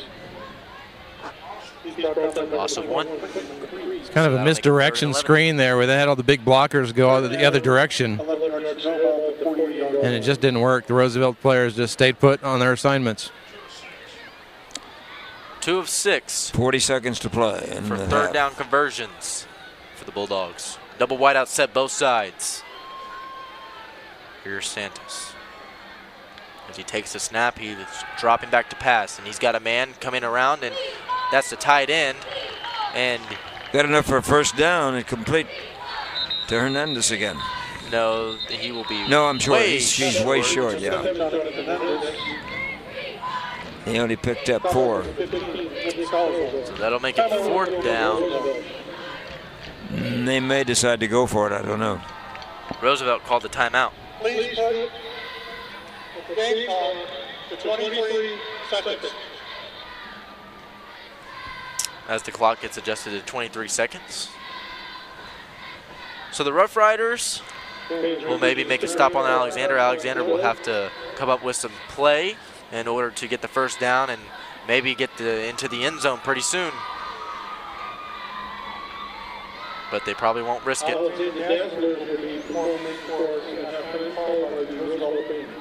31-14 as the Rough Riders have taken control and have opened up a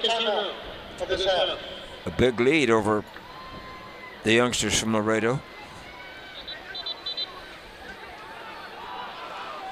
It was on this date in 2001, U.S. Secretary of State Colin Powell named Osama bin Laden as the prime suspect in the terror attacks of the United States on September 11th. And how well I remember it. 23 seconds left here in the second quarter. So it'll be trip set right with the single receiver isolated on the left. Here's Santos dropping back to pass. He's looking over to that isolation receiver, and he's got a man, but he just overthrows it. That could have been a 6. Yep. Ekerd Hymas, who may be their fastest player on the field, but there's still 18 seconds. Yeah, he didn't really look at his target. He just threw it down the field, kind of to a spot on the field, and he chose the wrong spot ultimately. Owens is resting on the sideline along with Smothers. Both of these teams have such great outside speed. They definitely do. Roosevelt may go deep. They might take a knee, they might go deep. It'll be Dwayne with 18 seconds left in the second quarter. Here's Dwayne, takes the snap and he hands it off. And that's number 5 running. He gets tripped up but gets the first down for the Rough Riders and a little bit more. Robert Meadows. And Meadows had a lot of pasture on that one, so let's see what happens. 14, first and 10. Inside kind of a conservative play there to see what Laredo would give them, and now that puts them in a position to score. Sure does. 12 seconds remaining in our second quarter. Last time out, so they'll have to keep the drive alive with a out-of-bounds player or first down. So as the coaches converse in their huddles, I say that maybe Roosevelt will throw long. Owens will not go back in. He will stay on the sideline. It'll be Meadows and Dwayne in the backfield. So it'll be a double wide out set right. Could be the last play of the second with a quarter. single receiver on the left. 12 seconds left in the second quarter. Number 90 for Laredo is a big boy. Here's Dwayne. He's playing takes the snap. Nose tackle. Here's he hands the it off to Meadows, and Meadows look out. has got some space. He's to the 30, and he's to the 20, and he runs out of bounds. And that will stop the there's clock. a flag on the play. Let's see what the penalty may be, Charles. Yeah, it looks like a little extracurricular activity after the play, so I think the play will stand. Well, they'll go for 3 here.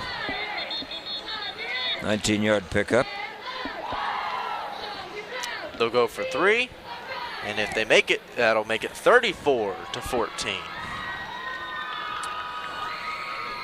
Laredo took a timeout because Roosevelt had no timeouts remaining.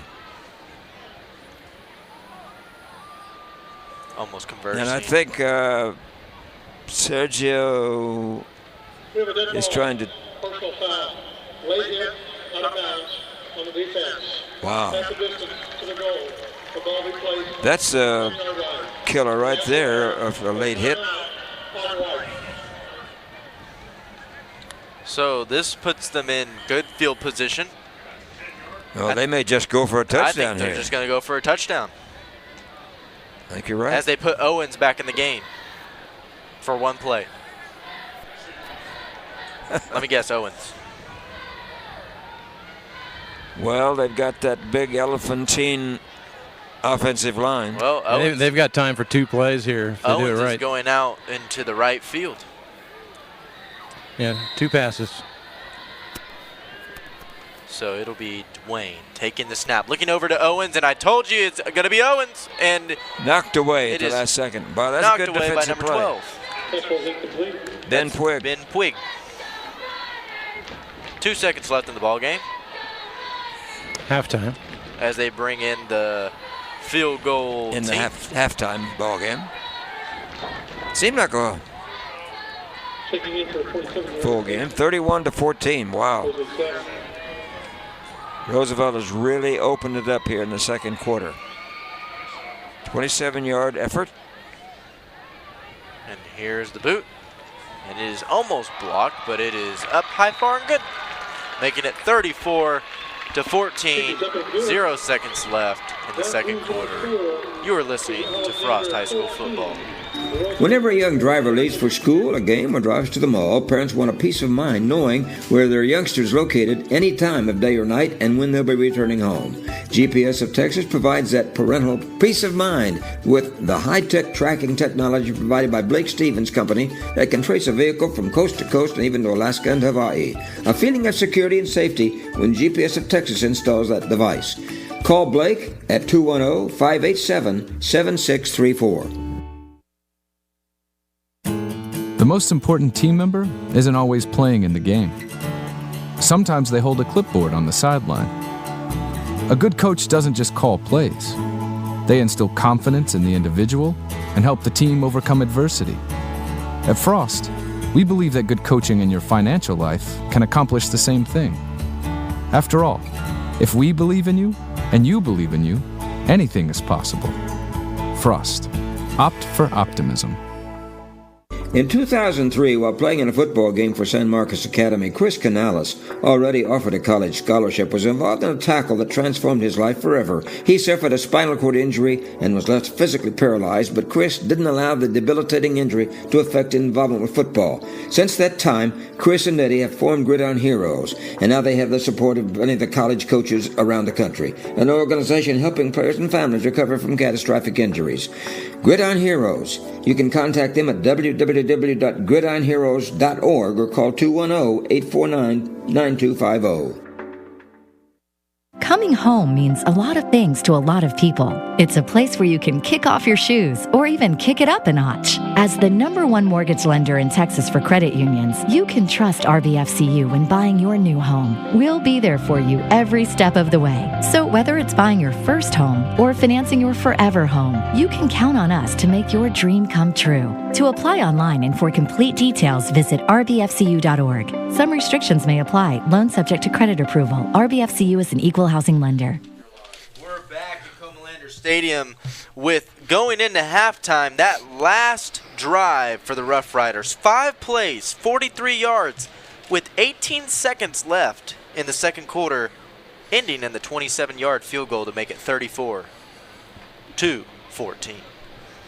Pretty good first half, Chase. Like you said, we haven't seen this much offense all season by both teams. Defense is playing halfway decent, but we've had some big plays in the first half, and the first half stats show it with Alexander, 8 first downs, and Roosevelt 10. Rushing for Alexander, 55 yards, 128 yards passing for a 183 total. For Roosevelt, 206 yards rushing, 15 yards passing for 221-yard total.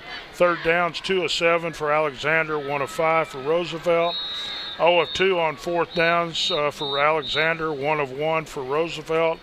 Penalties, there's 3 for 30 yards on Alexander, 1 for 15 yards for Roosevelt. And Owens has 15 carries for 155 yards and 3 rushing touchdowns. He's about the fastest player we've seen so far this year.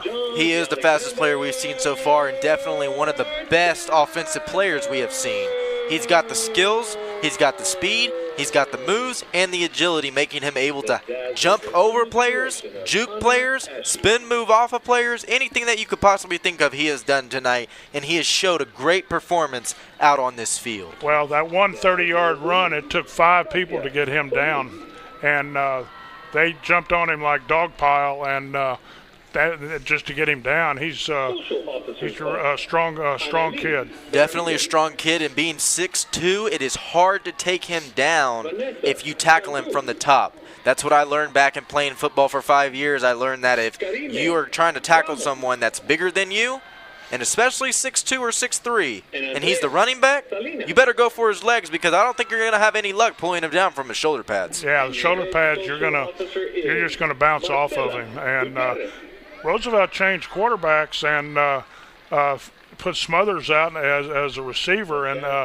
that really opened up the offense for Roosevelt in the first half. It definitely did, and I thought that was very interesting. I don't know who was out there playing receiver first, but Smothers really opened up what they could do, and Dwayne came in there. He filled the spot great as backup quarterback, and he was just looking to throw the ball, and he had some great passes, and he had some great handoffs to Owens. Yeah, so should be interesting second half to see if Laredo Alexander can make some adjustments and get back in this game. And I think they're going to make some adjustments. I think as the time goes on, as the halftime performance is going on and all the fans are getting their halftime snacks and halftime drinks, I think that in the Alexander locker room, they're probably going to say, well, we've done a lot of things good. We haven't made a lot of mistakes, but maybe we should start speeding things up a little bit. Maybe take some time on our plays. Maybe think of plays that we haven't run yet. See if we can pull anything out of the bag that we haven't shown Roosevelt yet. And that's what non-district's for. Exactly. And next week, district starts for both these teams, and it's a sprint to the end for district champion. The plays that we've had tonight have been really not very time-consuming. Not very time-consuming at all. We had 2 touchdowns in a minute and 2 second span, one from each team, and that's quick. That is very quick for this type of football, too, because in the past games that we've been seeing maybe 5-minute, 6-minute drives, and maybe with no score at all, maybe just a turnover on downs or a punt. But in this game, it's been an offensive battle all game long. It's either been Roosevelt or it's been Alexander, and we just don't know what's going to happen right now. Alexander can come out of the locker room and be 100% better than they were just right now, and they might come over and beat Roosevelt. You never know what can happen in Texas high school football. Yeah. So far, the teams we've seen in the Northeast, Roosevelt looks the strongest to start the season.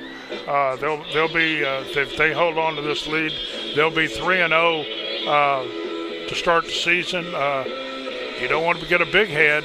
No, you definitely don't want to get a big head. You don't want to get too confident, but knowing that Roosevelt is looking like they're going to be in the top of this district in the Northeast ISD, I think it's going to be a good year for Roosevelt. And it's been a long time for Roosevelt. They've been down a number of years, and it's good to see those kids from Walsall Road come back to being good now. It's definitely a good thing, and it makes me happy that every school so far has gotten a good run. Churchill was good for a while. Reagan was good for a while. Johnson had some good players at one time. Madison. And now Roosevelt and Madison last year. They really showed off last year. Yeah, they ended up 9-3 last year. I mean, they're 1-2 in non-district, and they're kind of a Jekyll and Hyde team. They've been shut out 2 of the 3 times, but then they scored 55 against Austin Bowie.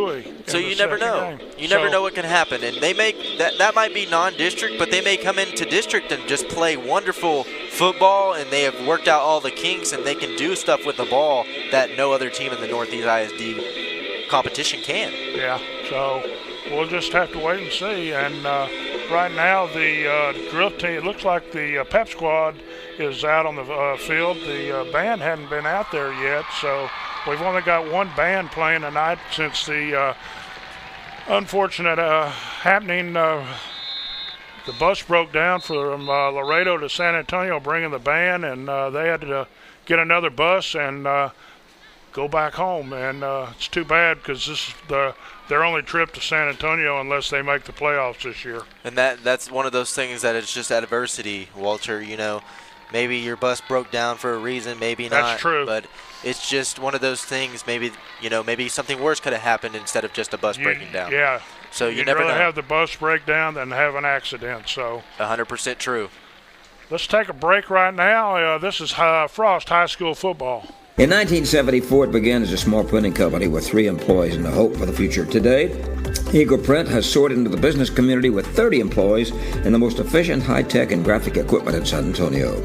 Maybe you need to print up a business plan for your next venture, or you might need a new marketing brochure for a top client. Ray's been involved with planning and designing such things for many, many years. His business cards are true marquees for business, professional, and personal use. That's Eagle Print, located at 8938 Broadway, north of Loop 410. Call 822-1908.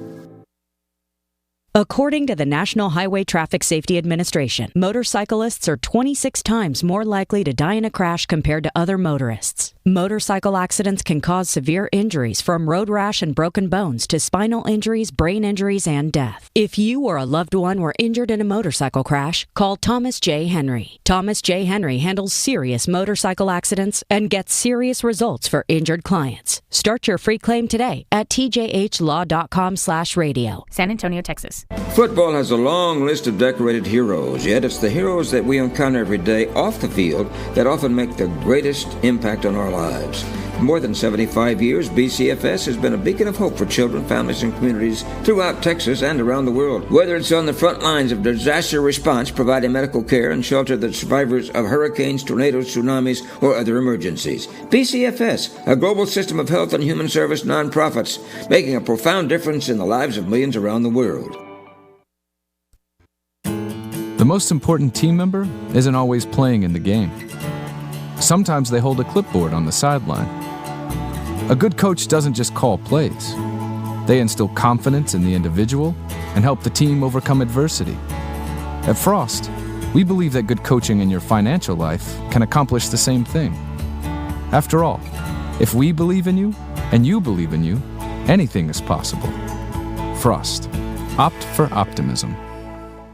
APIA specializes in real estate investor insurance. For years, investors have struggled managing individual insurance policies. So APIA built a program to put investors' properties under one insurance policy. They've been helping investors save time and improve cash flow nationwide since 2001. APIA has the flexibility to meet the unique demands of both investors and financial institutions. Call in the real estate asset protection experts today, www.apiaprotects.com, or call 877-752-2742. As we come back to Gary Lawn Sports here at Comalander Stadium, we've got some updated scores for you. Halftime, Steele leads Churchill 14-0. Lee is trailing Antonian 10-34. Judson in the third quarter already has started. It's 26-0 over Harlingen. O'Connor at halftime is leading Warren 14-0. And then Somerset came back in the last bit of the second quarter and is now leading McCollum 14-13. Sonny Detmer's had a tough beginning out there, and I just ran into Coach Blaine Peterson here in the press box, and he said, well, last night was really tough when Madison got bombed 44-0 by Smithson Valley, and that was a tough night for the Madison Mavericks, who I thought were a much better team than that. We were waiting for Dr. Sean Micah, but apparently he got tied up on the fourth floor this evening, so we may not be able to talk to him. But it's an interesting night. The speed that Laredo Alexander displayed early, I thought they might, be a formidable opponent, but of course the two mistakes hurt them. And they do have some speed, but nothing like the Roosevelt Roughriders, because young Mr. the young man that his name just, Rashad Owens. He is a tremendous athlete. I think he's the broad jump champion of the state right now, or the high jump champion, one of the two. Running, faking out the Laredo defenders, and he's got 155 yards rushing in the first half, Gary, on 15 carries. So he's well on his way to maybe over 200 yards tonight. We indicated this before the game. This is the starting down five now. 275, Darren Cleveland. Zach Ortiz is 305. Antonio Price is the little guy, 220 pounds at center. We have Fenoris Gilbert, 6'1", 317, a senior. And then you have Quinton Bryant, 6'3", 346, a right tackle. So that's your starting down 5. And last night we saw an unbelievable size from the Smithson Valley 9th grader. Huge. He is 6'7", 337 pounds. So my And goodness. he got some playing time last night. And yes, he did. He held his own being a freshman. Well, we are at Comalander Stadium, our first time this year, and it's always good to see this old stadium that was once the original edifice for Northeast. And, of course, it was renovated years ago at a very high cost, and it's been one of the finest stadiums in all of South Texas. And I am so pleased and proud and honored to be in the Gary DeLon booth. They honored me. Well, I don't know, but it was a lot of fun. And it was last year, and it was well-deserved, Gary. Yeah. We've had some tremendous games in this stadium, and I remember the old press box way back when, and where 3 people barely fit in that old press box. And well, it was a wood press box, yes, and you had to slide the door.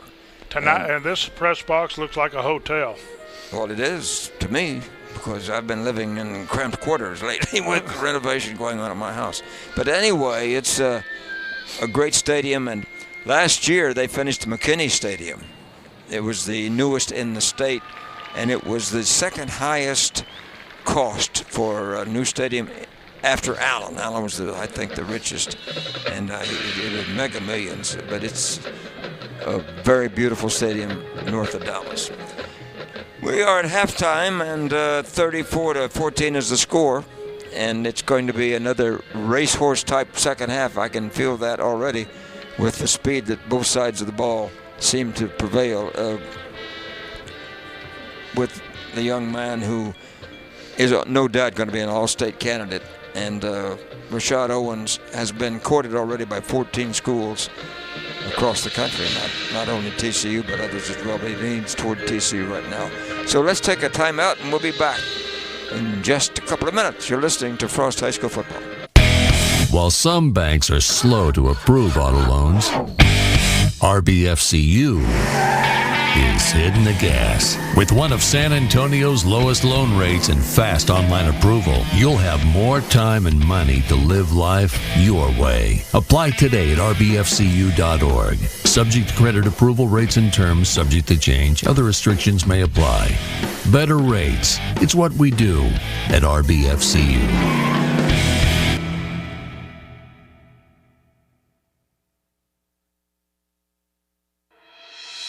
Hard work, dedication, commitment. Qualities that are found on a winning football team and qualities that you should look for in a contractor. Central Builders has conducted their businesses by these qualities for 25 years. The dedication has resulted in coast-to-coast clients who aim to build, remodel, and restore their large and small businesses.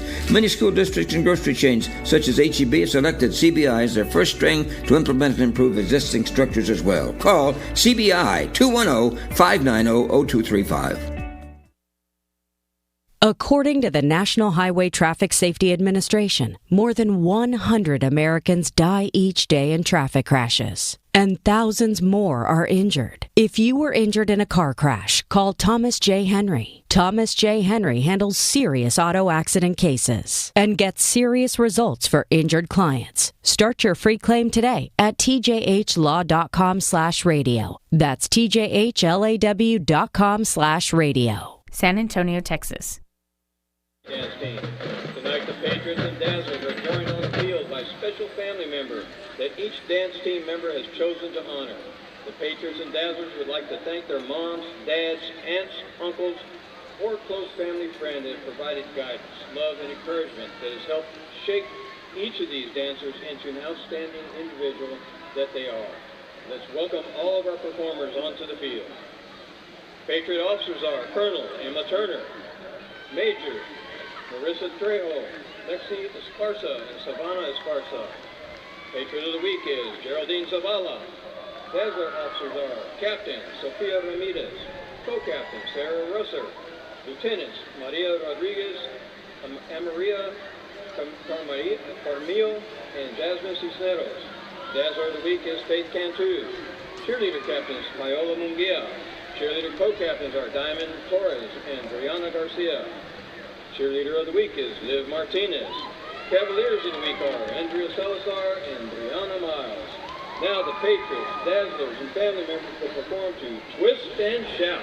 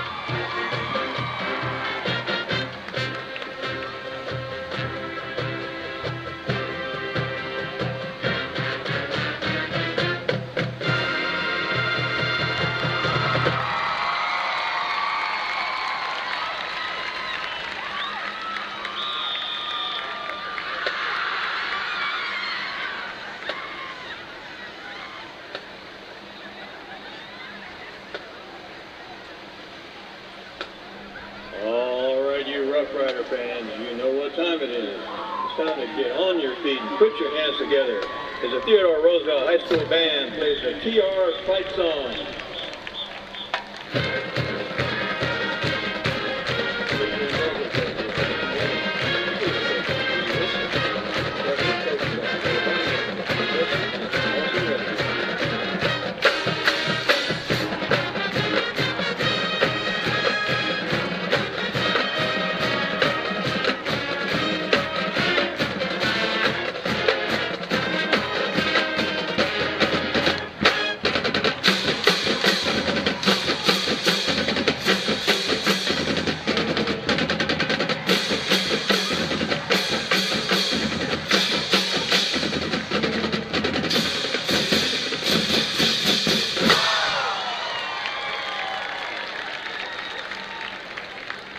Every family wants the assurance that their most valuable possessions are protected and secure for the future. That's why you need the most insurance coverage that budgets can afford. Even though his company is headquartered in Texas, John Lester is expanding his company from coast to coast. He has recently added several major insurance companies to better serve his growing clientele. You are protected from hurricane, fire, auto accidents, even a polar bear attack. John Lester once played linebacker for the Bastrop Bears, knows the importance of insurance. Call John Lester's Insure 1, 210-541-9771. The most important team member isn't always playing in the game.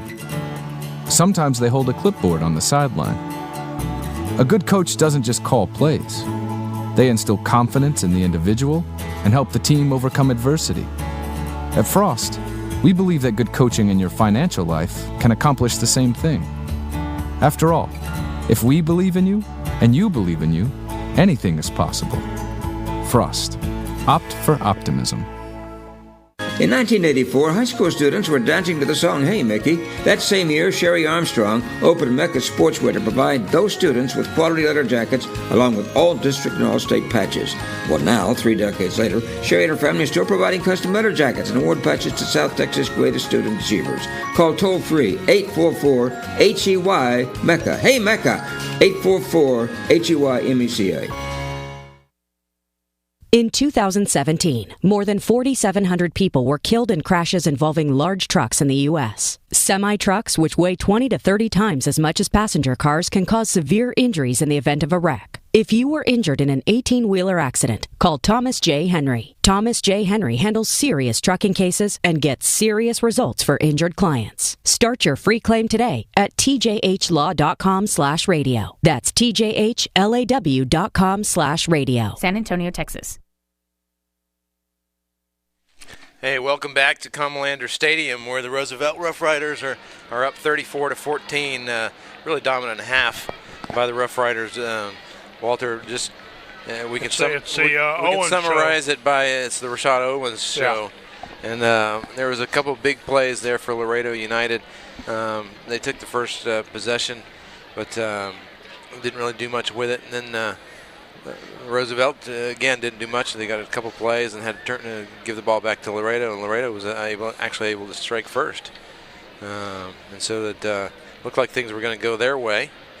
But after a 45-yard touchdown by Laredo, Roosevelt came right back in 7 plays, 63 yards, 2:51 off the clock. They came right back with a score, and then almost really after that it was pretty much Roosevelt. Because it was 14-10 Alexander, and they've run off 24 straight points. Roosevelt has. Yeah, so there was the 5-yard run by Rashad Owens.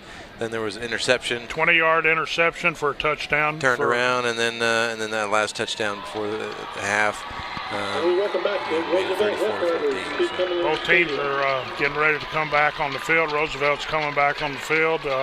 Laredo is also coming back on the field, and should be an interesting second half, I think, to see what Laredo Alexander is going to do to slow down Owens.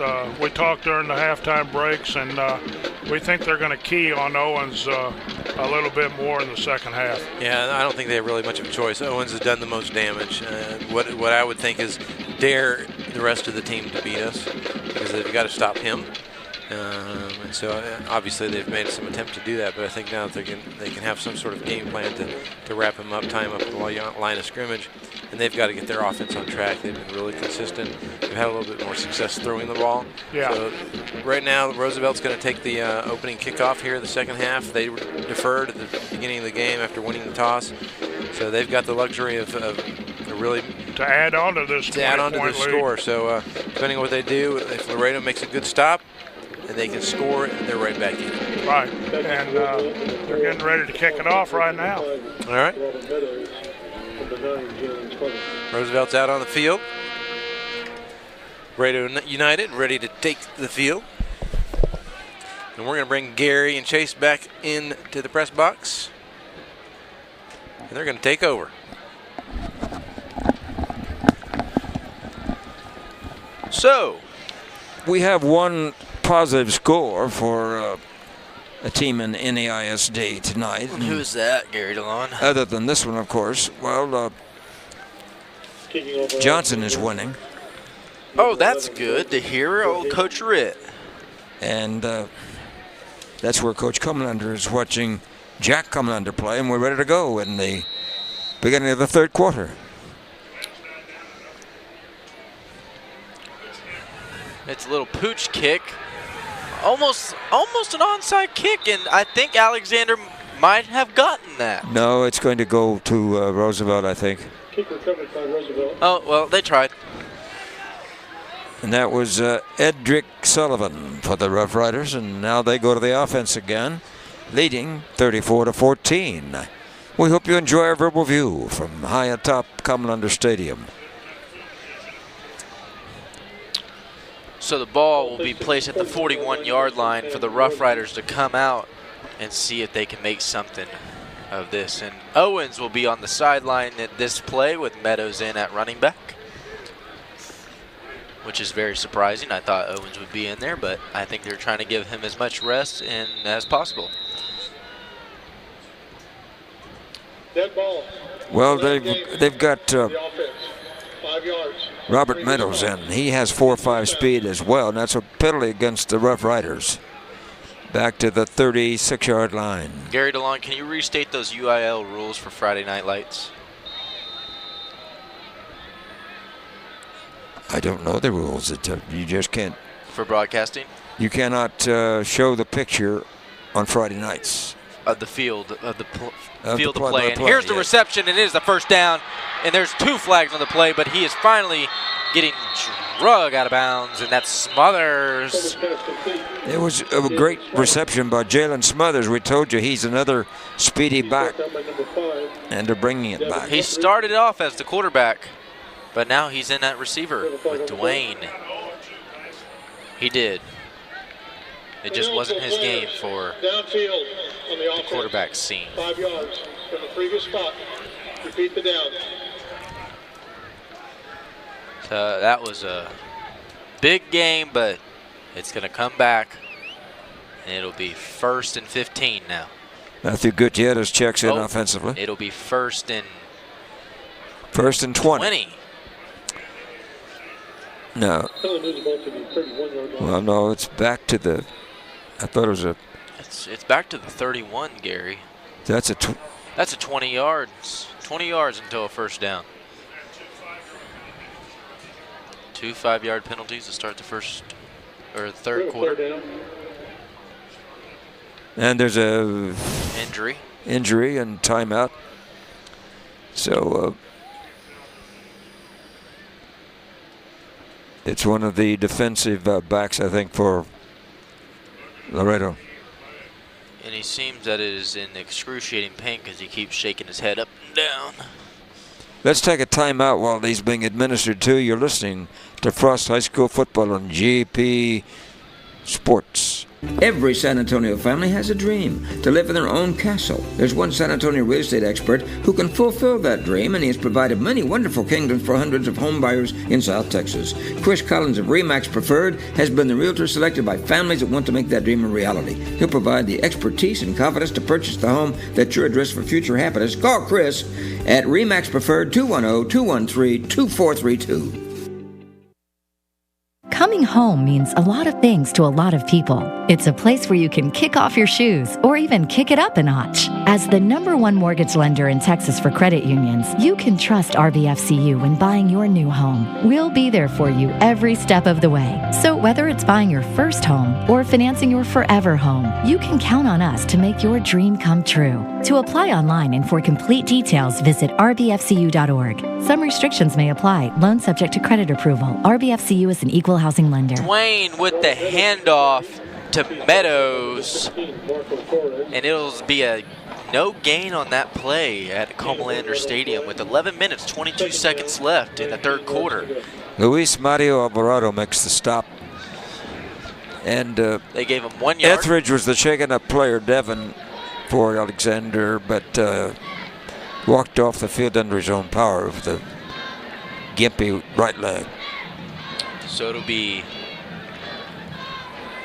here's the snap, and here's the rollout to the right, and he's got a man on the sideline, and it is caught, and it is a first down, but they say he stepped out of bounds. That was #1 with the reception. That is Armelin, Brandon Armelin. Dwayne bulleting it in there for the reception. Third down. Out of that big yard deficit. So now it'll be 3rd and 4. 14-yard gain. Actually closer to 6, I think. 1, 2, 3, 4, 5 yards to go. So it'll be a handoff to Meadows, and Meadows has room, and he's to the 30, and he's a little stomping. He's to the 20, and is finally brought down at the 20-yard line with a great run from Meadows. Man, he ripped to the outside and headed for East Commerce, didn't he? And that is one of the things that I'm seeing with the Roosevelt Roughriders is they like to get to the outside because that's where they have the most space. But they also use that big offensive line. 33-yard gain, first down. About to score again. So it'll be double wide out set left, single set right. Here's Dwayne. Takes the snap, hands it off to Meadows again. Owen's not in the game, but here's Meadows making some headway with a gain of about 6 for Meadows. And looks like he's going to give him 6. 73 yards. Josephat Vasquez makes the stop. For 5 carries from Meadows. So they have definitely depth in their running chart. almost a wing T formation, too, when they line up. Almost, yes, almost. Double wide out set left, single set right. Here's Dwayne handing it off to Meadows again, and Meadows has a hole, and he's got the first down. Meadows keeps moving his legs as they churn to get those extra yards. And that's a pick of 7 for Meadows, making it first.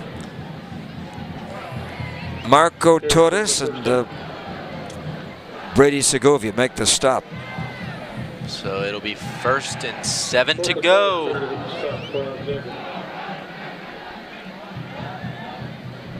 And a blocking back for the Rough Riders is Jackson Gomez-Rose. He's the guy that is the blocking back just behind the guard. Here's Dwayne taking the snap, and he hands off to Meadows. Meadows has that hole again from that big line. He's into the end zone. He cracked in there. He bounced off the defender and just didn't have any stoppage at all. Jerry Villanueva couldn't hold him at all. Easy score. 9 minutes, 15 seconds left on the clock in the third quarter. As we await the PAT.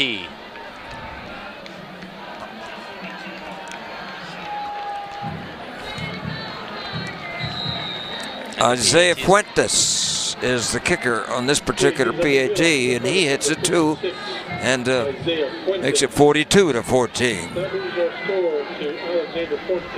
41-14. 9 minutes, 15 seconds left on the clock. You're listening to Frost High School Football.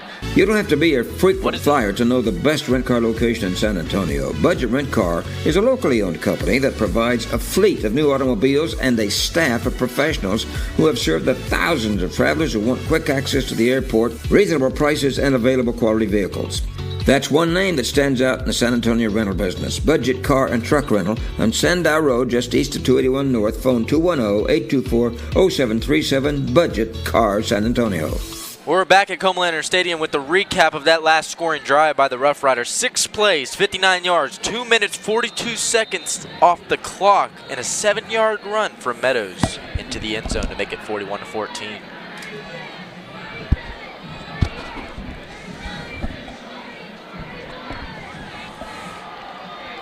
So it'll be the Rough Riders' time to take the kick and boot it away. And here's the boot. And it is deep.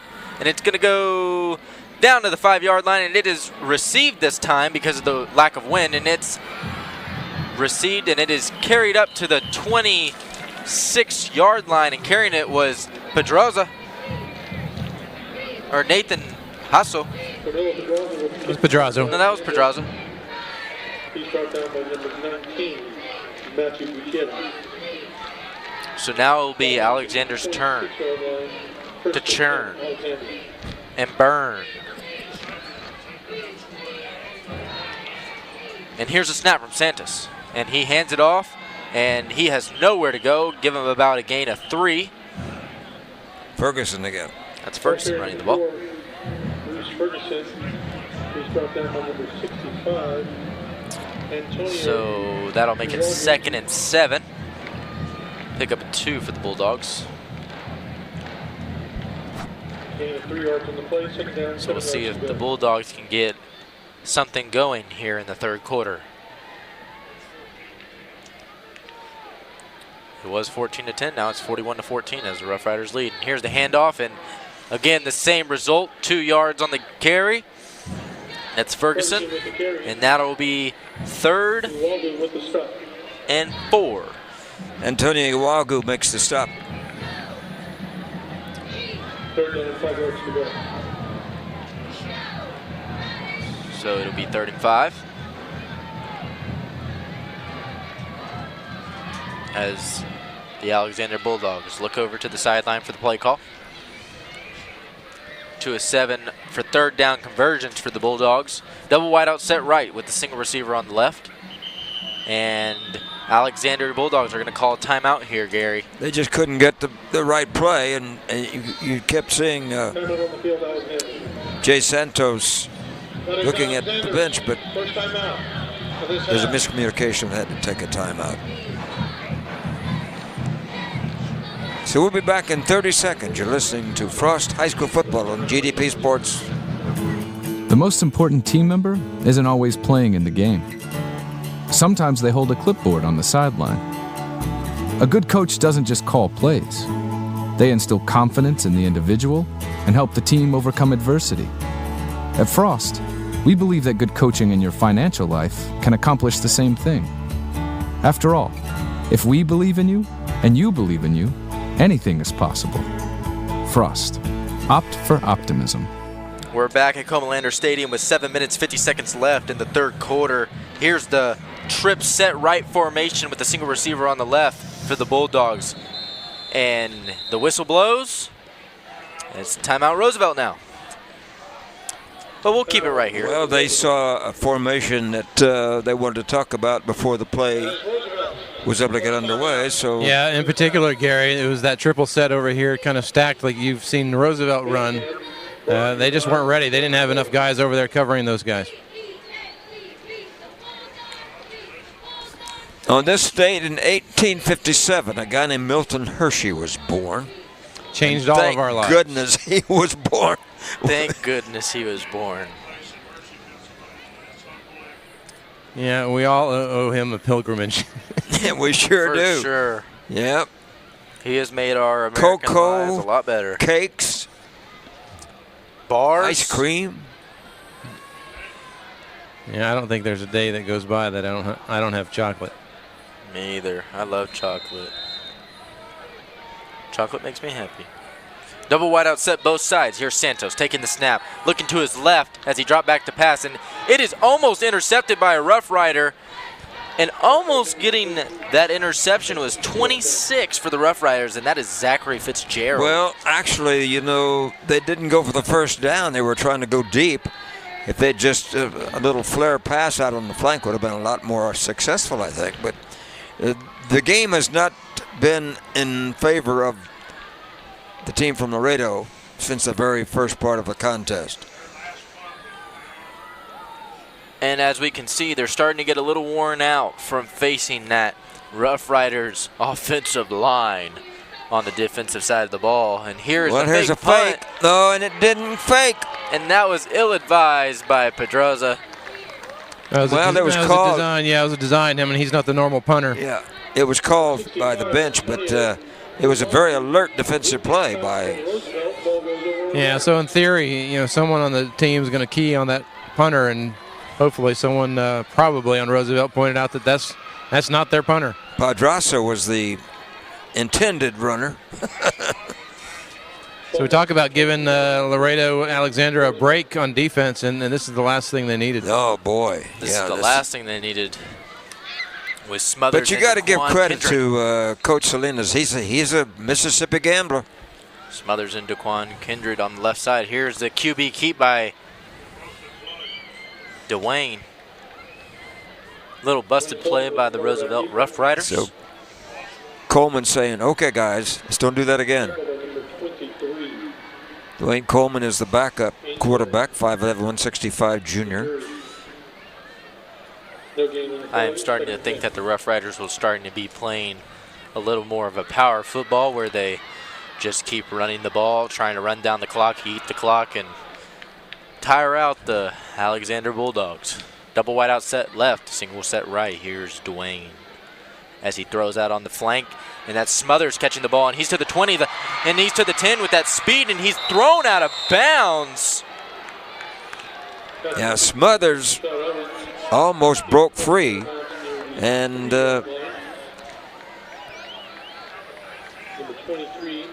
that'll be a pickup of 19 for Smothers. Now they're having their way with the Bulldogs. They've not only put them in a cage, but they've put a good collar on them. So the ball will be placed at the 6-yard line. Here's a double wide out set left and the single isolation on the right. And here's Meadows taking the fake handoff, and it's Dwayne keeping, and he is into the end zone with the touchdown. Somersaults over the intended tackler, Stephen Masadix. And that'll make it 47-14. Wow. And I think the Bulldogs are a better team than this score indicates. Me too. I definitely do. I think they are a way better team than the score indicates. I think they're just a little off tonight, Gary. Well, it's the mistakes that they've made. That's what I mean by they're a little off. Of course, you got to give credit to the Roosevelt defense for being alert. And here's the PAT, and it is up high, far, and good to make it 48-14. 38 straight points for the Roosevelt Roughriders. 6 minutes, 43 seconds left on the clock. You're listening to Frost High School Football. APIA specializes in real estate investor insurance. For years, investors have struggled managing individual insurance policies. So APIA built a program to put investors' properties under one insurance policy. They've been helping investors save time and improve cash flow nationwide since 2001. APIA has the flexibility to meet the unique demands of both investors and financial institutions. Call in the real estate asset protection experts today, www.apiaprotects.com, or call 877-752-2742. We're back at Comalander Stadium with that quick recap of that last scoring drive by the Roughriders. 3 plays, 23 yards, 5-yard run by Dwayne, and taking only a whole 56 seconds. The University of Texas plays Rice tomorrow. Oklahoma will play UCLA in LA. And I guess I'll be sitting on my couch watching those games, Gary. Maybe I'll come over to your house and have a little party. And here's the kick. Baylor is off. Here's the and it's going to be a drive. Low kick. 8-yard line. It was picked up and it is received, and he only gets up to about the 23-yard line. 15-yard return for number 1, and that is Nathan Hassel.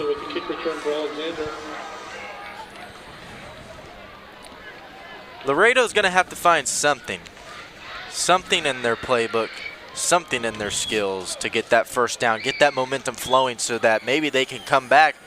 Because it's, I mean, looking at the score, it's 48-14, but you still have a chance of coming back. You have 6 minutes, 38 seconds left in the third quarter and a whole fourth quarter left. In 1977, the first diesel automobiles were introduced by General Motors. But man, the Rough Riders have had diesel engines tonight. Here's the Santos. Nice run. Santos with the throw out on the flank to Ferguson as he runs it up. He picked up 8, not enough for the first down, but definitely making headway. So actually he picked up 9, so it would be 2nd and 1. So it'll be double wideout set right with the single receiver on the left. Here's Santos as he puts a man in motion. Comes around with that little reverse, and he's got the first down and more, and that's number 7 running it, and he's still churning with those legs, and he's finally brought down at the 47-yard line, and that is Jonathan Hernandez running the ball on that left side. And they do get the first down, which they desperately needed. They desperately needed that, Gary. So it'll be 1st and 10 with 6 minutes, 13 seconds left. And here's the same play as he puts the man in motion. Here's Santos handing it off to Ferguson this time, and Ferguson is just smothered down by that defensive lineman. Give him a gain of 1. And the guy that put the first hit on him was Antonio Iwagu again. That's going to be a late penalty there. It's probably going to be unsportsmanlike conduct on Laredo. Frustration. Yeah, it looked like number 65, their big offensive lineman. Well, Pedro Garcia. Number 65, yeah, Pedro Garcia. Personal foul on the offense. 15 yards from the spot of the foul. Repeat the down. But they do have some big beef out there tonight on both sides of the line of scrimmage, let me tell you that. Yeah, I was going to say, he said repeat the down, but it is a dead ball foul, so it's 2nd down. And that's a long one. That is a long one. 2nd and 25.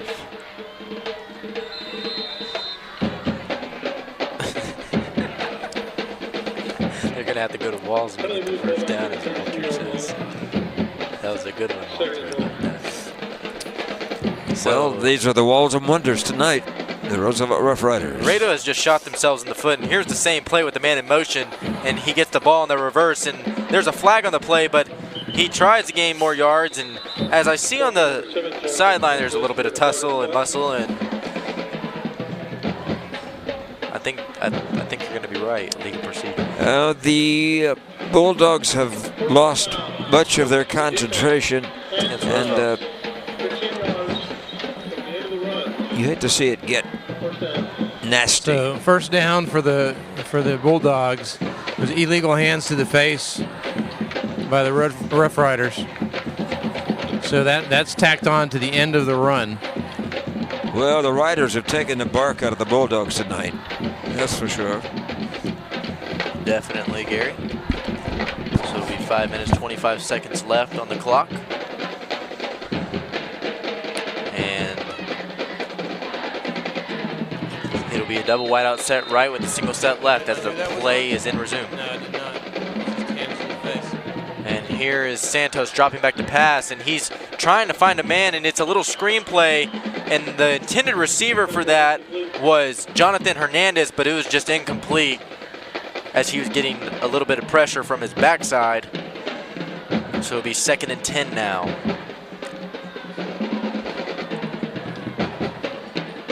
Will do.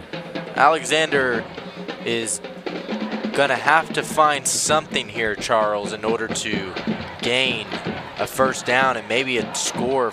Well, they've gone to the air, which is important because that saves them a little bit of time, and they're having some luck moving the ball. So as long as they keep doing that, they should get 3 or 4 yards here and there. Here's a trip set right, and here's a little pass out on the flank, and it was almost cream, but he made something out of it, and that is Jonathan Hernandez once again with the reception. Yeah, good job by Hernandez just hanging onto that ball, and he survived an initial hit and got halfway to a first down. I'm surprised that wasn't a 5-yard loss. He definitely made a good play out of that play. So now that'll make it 3rd and 5. Laredo's going to definitely have to do something here as they haven't been too successful on 3rd down conversions lately. Yeah, they ran a little short crossing pattern earlier, and if they could do something like that, that would probably throw Roosevelt off. 2 of 8 for 3rd down conversions as Santos puts a man in motion. Here's the handoff, and he is creamed as that linebacker steps up. And that was Ferguson running the ball, but making that heavy hit was number 10. That was number 2, Landon Foster, little guy. It's the lineman for the Bulldogs, a big fella in the middle. Yeah. So Landon Foster, 6'1", 165 senior, really laid a big hit there, like you said, Chase. And Nathan Vasquez is one of those big 250, 60-pounders who went low on the block, and he took a hit somewhere in the pileup. So we are at an impasse with 4:19 to play in the 3rd quarter, 48-14, and we'll return momentarily. You're listening to Frost High School Football. While some banks are slow to approve auto loans, RBFCU is hitting the gas. With one of San Antonio's lowest loan rates and fast online approval, you'll have more time and money to live life your way. Apply today at rbfcu.org. Subject to credit approval, rates and terms subject to change. Other restrictions may apply. Better rates. It's what we do at RBFCU.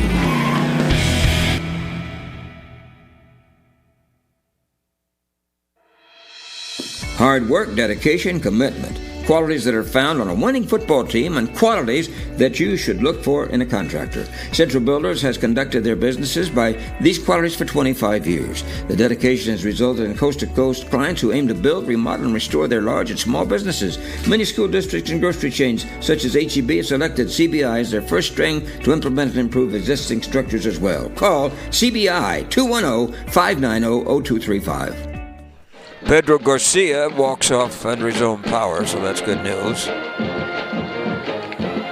Santos back to pass. Got time. He throws. He's got a man in the clear. And it's going to be down to the 5, the 4, the 3, and rolling.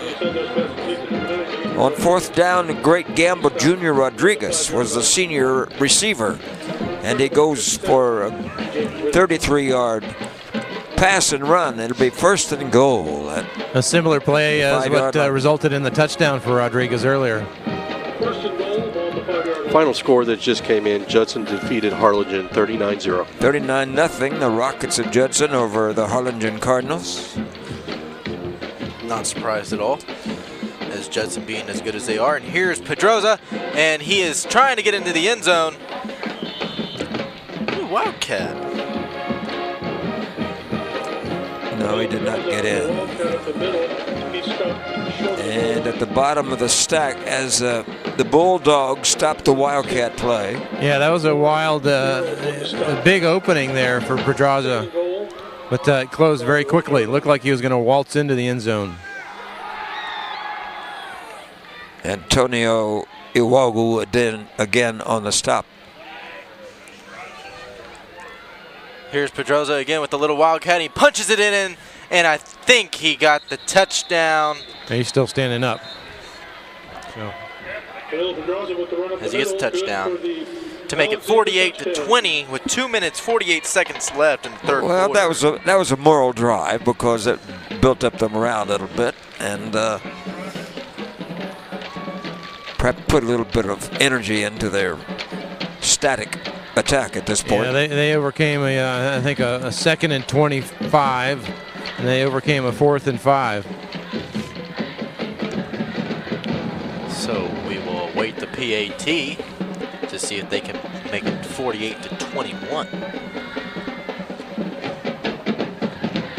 And here's a snap in the boot, and it is blocked. Yeah, right at the line of scrimmage, and it flutters into the end zone. So that'll make it 48-20. 2 minutes, 48 seconds left in the third quarter. You are listening to Frost High School Football. According to the National Highway Traffic Safety Administration, more than 100 Americans die each day in traffic crashes, and thousands more are injured. If you were injured in a car crash, call Thomas J. Henry. Thomas J. Henry handles serious auto accident cases and gets serious results for injured clients. Start your free claim today at tjhlaw.com/radio. That's tjhlaw.com/radio. San Antonio, We're Texas. back at Comalander Stadium with that quick play-by-play recap. 9 plays, 77 yards, 3 minutes, 50 seconds off the clock. And the big play of that drive was the 4th down catch to Junior to set up that scoring drive to make it 48-20. We talk about Rashad Owens and his track expertise and talent. Well, back many years ago, there was a young man named Yvonne Wagner who was a state high jump champion and also a great basketball player for the Rough Riders. They won the state championship in 1995.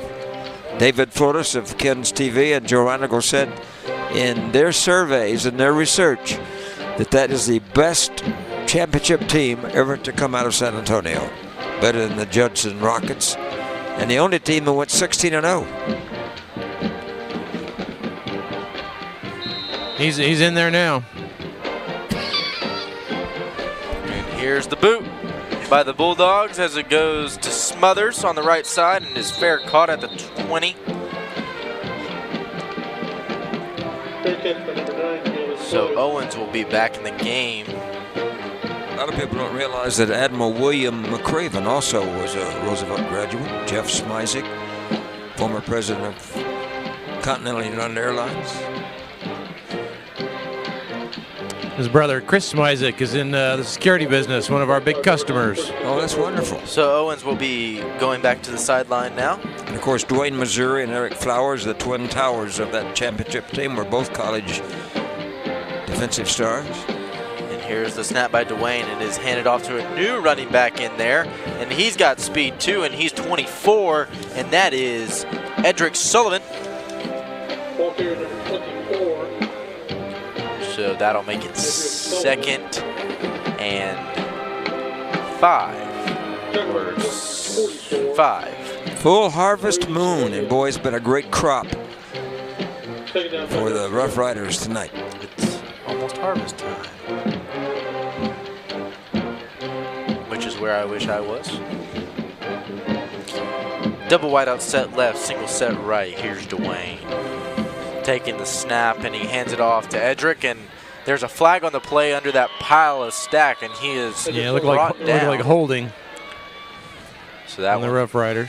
That one might be putting them back in yards. There've been a lot of great songs written about Old Man Moon, Moon Over Miami, Moonlight Bay, Blue Moon, Moon River, Neon Moon.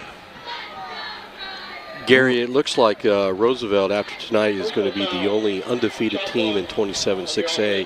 South San, the other that going in tonight was 2-0, is falling behind the Georgetown Eagles 11-0 in the third quarter.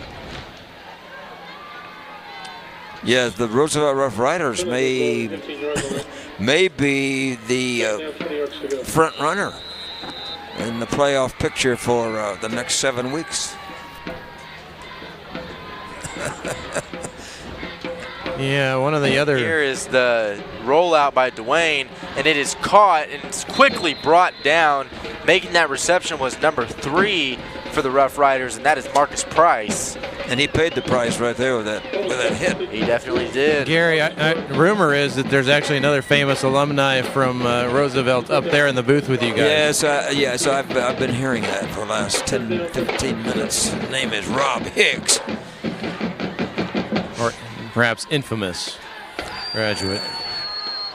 Well, he had his own charge up San Juan Hill, too. So he trip set right. Here's Dwayne looking to his right to throw, and he's got a man, and that is the same receiver. And he's got daylight. He's to the 50.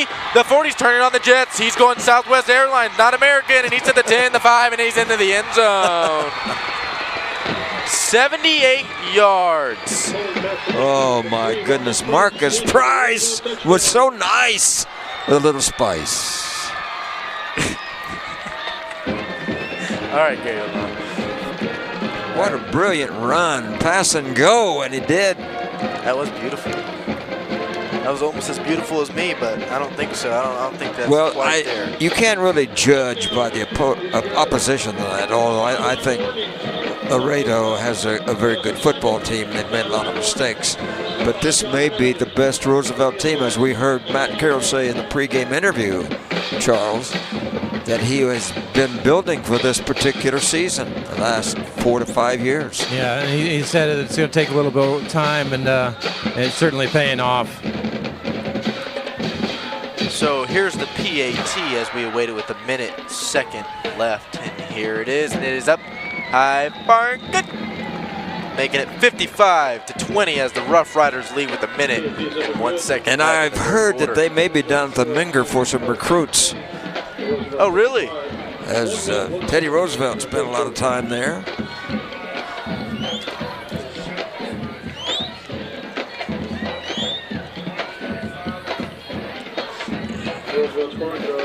And that was a brilliant 78-yard. Yeah, Marcus Price is a junior, one of the stockier guys build-wise on the offense, and just a good athlete. You can tell by the way he moves, the way he blocks. I've been waiting for him to get the ball the whole game, and you can see what he can do when he touches it.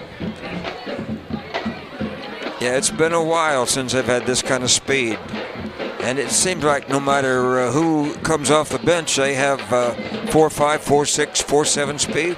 Quick recap, 3 plays, 75 yards, 1 minute, 45 seconds off the clock. 78-yard pass and run by Price to make it 55-20. Yeah, when's the last time we've seen a score like this in Northeast ISD at the end of the third quarter? That's right. Oh. And it's not a shabby opponent either, I'll have to say that. No, it is not. That means Roosevelt has skill. This is going to build their confidence a lot more. Here's the boot, and it is going down to the 7-yard line, and it is caught, and that's Pedroza, and he's running to his left now, and he's got some room, and he's finally getting drug out of bounds with a flag on the play, and that was a late hit. Should be a flag. That was a late hit.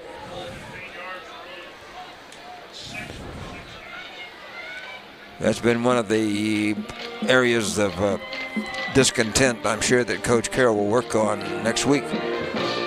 Do not make mistakes on long runs.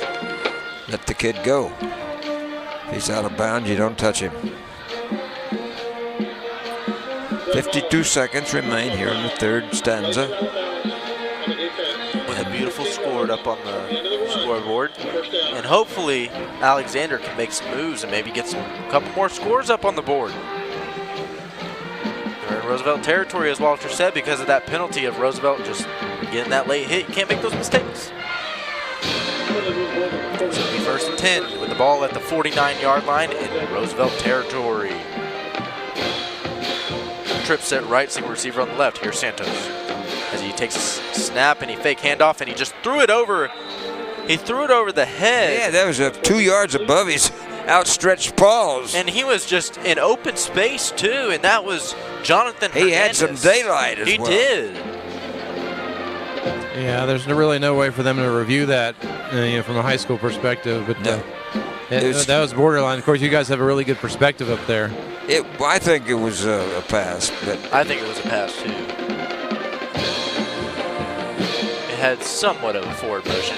Here's Santos putting a man in motion, and it's a flag. Another penalty, another mistake. Concentration. Another scoring update. This game has been going back and forth. Both of these teams are 2-0 going in tonight. LaGrange and Lavernia. Oh, here we go again. Lavernia. Lavernia is now leading 29-27 late in the third quarter. Well, aren't you just... Go Bears. And while you're at it, why don't you give me the El Paso scores?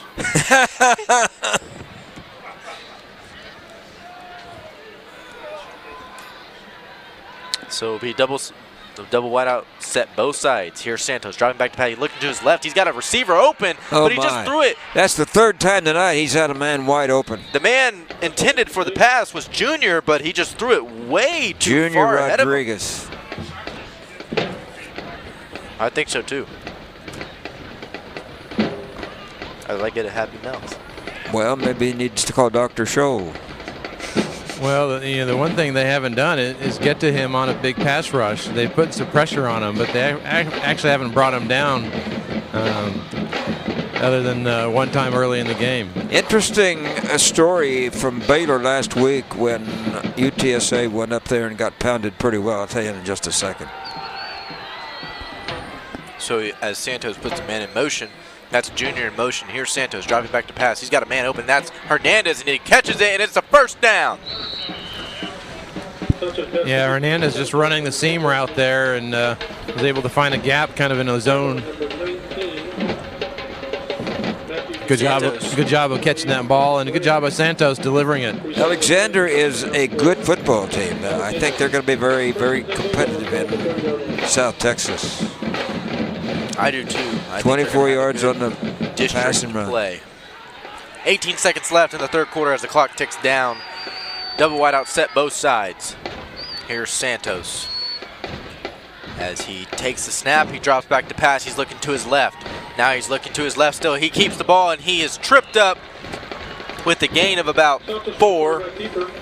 And the guy that saved even a longer run was Nick Salazar. You got him by the heel. And the story from Dave Wetzel when he was here the other day talked about the UTSA Baylor game when it was 160 degrees on the field at Waco. And he also said that they took out Brewer because his feet were burning from the turf. The artificial turf was so intense with heat. And so his feet were burning, so they had to...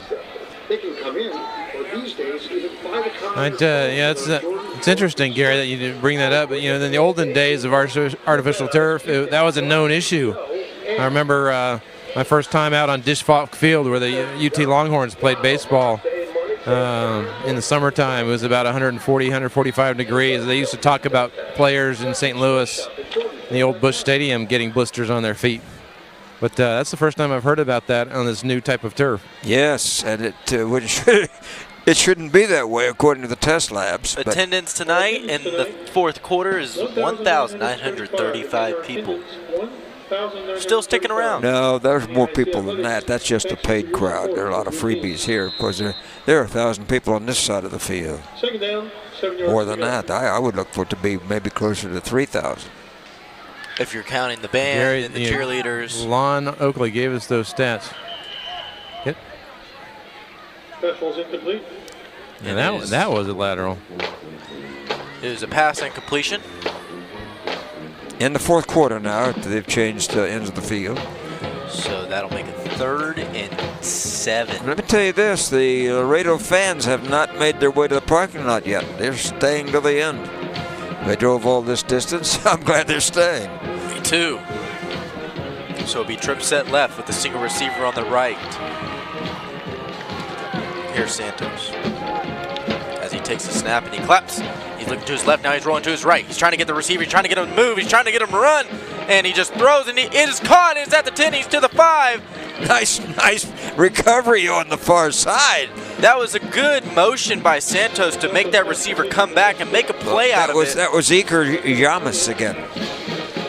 Iker Yamas, one of the fastest players for the Bulldogs. Yeah, alert play by Yamas to come back to that ball and make the defender slip and miss. 1st and goal for the Laredo Alexander. Yeah. Final score, Steele defeats Churchill 28-0. Wow, Churchill shut out again by the Steele Knights. And here's Pedroza with the Wildcat, and he is trying to get in the end zone. I think he got in. He reached out and he got it. Little Wildcat. So that'll make it 26-55 now. Well, as I say, it's a moral victory for them. Yeah, they've outscored Roosevelt 14-7, or actually 13-7 in the last 3 minutes. Yep, but they're too far down in order to make it competitive. So it'll be looking like. Well, let me tell you what. Looking at our schedule for next week, we'll be back on the air next Friday. And it will be Johnson against Reagan at Hero Stadium. And here's the play. And I think it was a 2-point conversion try. Did he get it? They got it. They got it. Well, that was a good exercise for the future. It's now 55-28. You're listening to Frost High School football. The most important team member isn't always playing in the game. Sometimes they hold a clipboard on the sideline. A good coach doesn't just call plays. They instill confidence in the individual and help the team overcome adversity. At Frost, we believe that good coaching in your financial life can accomplish the same thing. After all, if we believe in you and you believe in you, anything is possible. Frost. Opt for optimism. We're back at Comalander Stadium with a quick recap of the last scoring drive by the Bulldogs. 8 plays, 49 yards, 1 minute and a second off the clock with the 4-yard run from Pedroza from Wildcat to give it the score, 55-28. So we'll be getting ready for the kickoff with 11 minutes, 38 seconds left in the fourth quarter. 83 points scored. Yeah, no one deep for Roosevelt, so they got everybody up front. 2 guys. They anticipate the poocher. Yeah, I'm thinking they're anticipating more than that, exactly. So they got the hands team out. As we await the boot. Kicking it off will be Saldivar. As he motions. And here's the boot. And it'll be a long he boot. Kicks it deep. Way into the end zone and rolling out the back. Definitely faked them out there. Just trying to keep Roosevelt on their heels in the last part of this game. Maybe trying to rack up the score a little bit more. So now it'll be the Rough Riders' turn to see if they can make something out of here. And there are a couple of other well-known names that went to Roosevelt High School. Trey and Ricky Ware. Ricky Ware Jr. was 397 yards total for Roosevelt in the third quarter. Trey Ware he played quarterback at Roosevelt. Here's the handoff, Chase. And it is going to be brought down. 24 running, that's Edric with the run. So that'll make it 2nd and 4 for the Rough Riders. Here's a double wide out set left with a single receiver on the right. Here's Dwayne. As Dwayne looks over to the sideline now, seeing if he can change the play.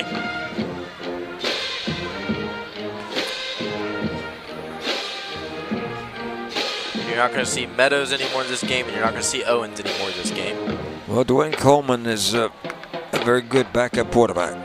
Here's Dwayne handing it off to Edric, and Edric has space. He's got some room too, and he's trying to get the first down, but he's just getting wrestled out of there. He just couldn't get through the hole. Pick up a 4, though. Yeah, it's going to move the chains, though. It's going to move the chains for a first down. And if the Rough Riders can go in here, that'll make it 60 points. Wow. Haven't seen that in a while at Northeast ISD. Double wideout set left. Single receiver on the right as Dwayne looks over the sideline for the play call. Double nickel. Here's Dwayne handing it off to Edric, and Edric has space, and he's going to the right side, and he cracks through for another first down. And the ball is going to be placed at the 50-yard line with 10 minutes left in this fourth quarter. 14-yard gain. So they're pretty much keeping a running clock here. The referees are. Edric Sullivan, E-D apostrophe D-R-I-K. Edric Sullivan. So it'll be double wideout set left with a single on the right. As we look over to the play call bench, trying to eat that clock down, now into the 9-minute, 30-second range. Here's Dwayne taking the snap as he hands it off to Edric. This time the defense is catching on, but he still gains about 6 or 5 yards on the play as he is knocked out of bounds. And the clock is still running as the referees keep it running. So that'll be a pickup 6 for Edric. Yes, Roosevelt definitely has a lot of running backs. And they have a really good depth chart in that. Looks like at this point of the early season with district play about to begin, it will be Johnson and Roosevelt as the top 2 teams in the district. Yes, and here's Edric running the ball, trying to fight for a first down, and I think he's got it as that big O-line just pushes him forward and forward. So give him 5 more. Good for the first down. And coming in is Reggie Hodge now off the bench, so everybody's getting a little playing time.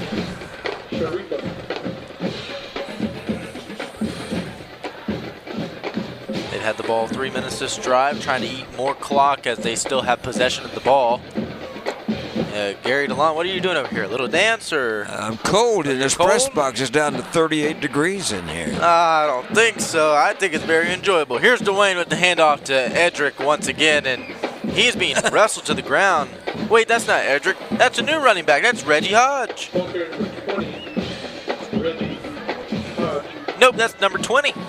Reggie Hodge. Reggie Hodge, he's a junior. Man, they do have a lot of running backs on this team. And it'll be a double wideout set left with the single receiver set on the right. Marcus Price is the blocking back. It'll be second in this formation. 9. As the game starts to wind down. Here's Dwayne with the QB keep rolling out to his left. A little screen play, and that's Marcus Price. And he's got the first down and more. Yeah, Marcus Price kind of did a little fake block there from that up back position. Was able to sneak underneath coverage and was open for a nice little Ryan 19-yard Scarafa gain. makes the stop. 19 more yards on the gain for the Roosevelt Roughriders by Marcus Price. And here's a double wideout set left, single set right. As they pick up and look over to the bench for the play call. As they put up those very clear signs. Now shift. And here is Dwayne handing it off to Edric now back in the game, and he is just has nowhere to go and being wrestled all the way back in the backfield. Well, they try to strip his shirt off of him as hang on to the jersey. He's brought down by number 60. Also trying to strip that ball. Morato. Trying to give him time, but it's Clock down is to running 6 at minutes. 6:30. So that'll be a loss of 1 for the Rough Riders, 2nd and 11. Let's see if they can get to 60 points. Maybe. That's their goal right now. That is their goal, to put up that 6. Dwayne Coleman's done a good job as the engineer of this drive. Here's Dwayne throwing out, and he's got a receiver open, and it was just went straight through the hands of receiver Brandon Armelin. Yeah, and it bounced off of him, and the defender almost had a chance to intercept. He did. Yeah, that was Armelin saw the goalpost in front of him and made a great move. You got to catch the ball first. So this will be 3rd down conversion. 3rd and 11. 3rd and Luis Siller's now in there too at a wideout slot. They need to go 21 yards for 60 points. Double wideout set right. Well, it should have been about 10 more on that one. It's awfully hard to it's hard to miss a ball like that with those gloves on. Yeah. Dwayne Coleman is the backup quarterback, but he has been engineering a good-looking 4th quarter.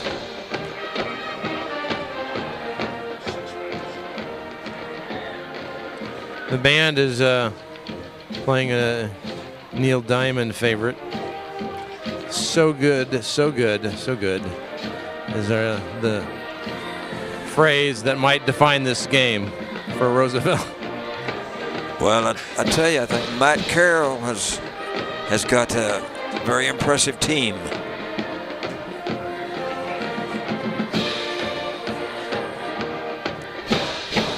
There's no drop-off when they clear the bench. They have that equal speed.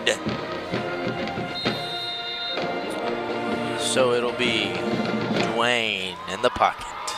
Here's the snap as he looks over to his right. He's got the same man, and that's the reception. He's to the 10, he's to the 5. He's going to try to get into the end zone, but he's knocked out of bounds. Yeah, they're going to call that a holding. There's a flag on the play, and that's Armelin making the reception.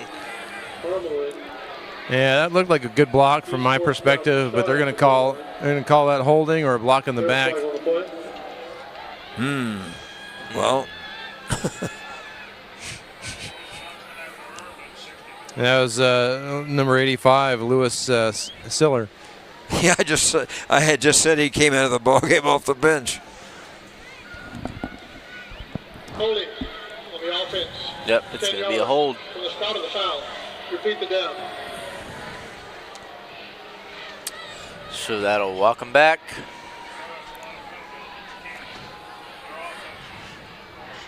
Penalty moves the ball back to the 24-yard line. They are awesome, Walter. We'll be on hand at Heroes next Friday. Johnson Reagan. Here's the snap. Dwayne going deep into the end zone. And that's Armelin, but it is just thrown out of bounds. Incomplete pass. That was 3rd down, so now we're in the 4th down territory. 5 minutes and 3 seconds left on the clock. And the Laredo fans have stayed on their seats. Nope, no cars leaving. I don't see a single car. Well, there probably aren't very many cars here. Here's the snap. Here's Dwayne throwing deep once again to Armelin. And it is caught in the end zone. Oh my! With a great snag. He went up to the heavens for that, didn't he? He was looking for the moon and he got it. 24-yard pass for the touchdown. That was a lunar leap. That was a lunar leap. Maybe because the full moon is right there, Gary DeLon. I don't know. What do you think? I think you're right. I think good job there by Armelin, but bad coverage there by the defense. He was right there all along, and he stepped up, misread the pass. We need Brooks and Dunn for Neon Moon. Yes, we do. Yes, we do, Gary. Yes, we do. You know what? I think I'm going to go set up my lawn chair outside tonight and listen to a little bit of Neon Moon. And here's the PAT. That somebody was running on the field. Far and good. Well, never mind. He was at the 10-yard line when the kick was made. I don't know where it came from. One of the linemen. Huh.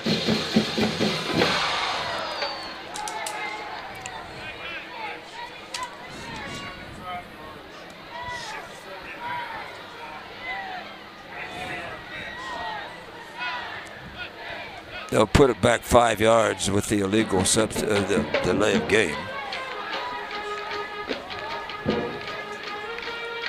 We want to thank everybody for making these games possible for South Texas. APIA Connected Investors, that's Shannon DeLon and Company. BCFS, that's Kevin Denon. Central Builders, that's a young man, Byron Ehrlich, who played for Madison many years ago. Frost Bank, Pat Frost, we thank you. Gridiron Heroes, Eddie and Chris Canales. Dr. Eric Cool, he's got a cool smile. Here's the PAT from the 15-yard line. It is up high, far, and it is good, making it 62-28. 4 minutes, 47 seconds left in the fourth quarter. You're listening to Frost High School football. The most important team member isn't always playing in the game. Sometimes they hold a clipboard on the sideline. A good coach doesn't just call plays. They instill confidence in the individual and help the team overcome adversity. At Frost, we believe that good coaching in your financial life can accomplish the same thing. After all, if we believe in you and you believe in you, anything is possible. Frost. Opt for optimism. We're back at Comalander Stadium with this quick recap of the last scoring drive by the Rough Riders. 11 plays, 75 yards, 6 minutes, 59 seconds left off the clock, and a 24-yard pass to Armelin. What a great snag to make it 62-28. And that was a fourth down play, as Walter mentions, which is very impressive. They just kept repeating the play until they got it. Well, I think tonight they have been so regimented. They've displayed more precision than an Army drill team, and they have been right on target.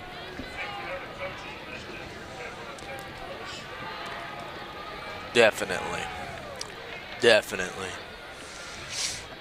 So here's the kick time.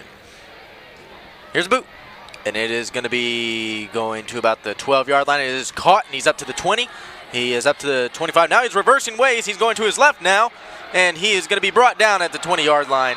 He was trying to make something out of it, and trying to make something out was Nathan Hassel. 22 on the stop, and that's Julian Anderson. So there will be 4 minutes, 35 seconds left in the fourth quarter.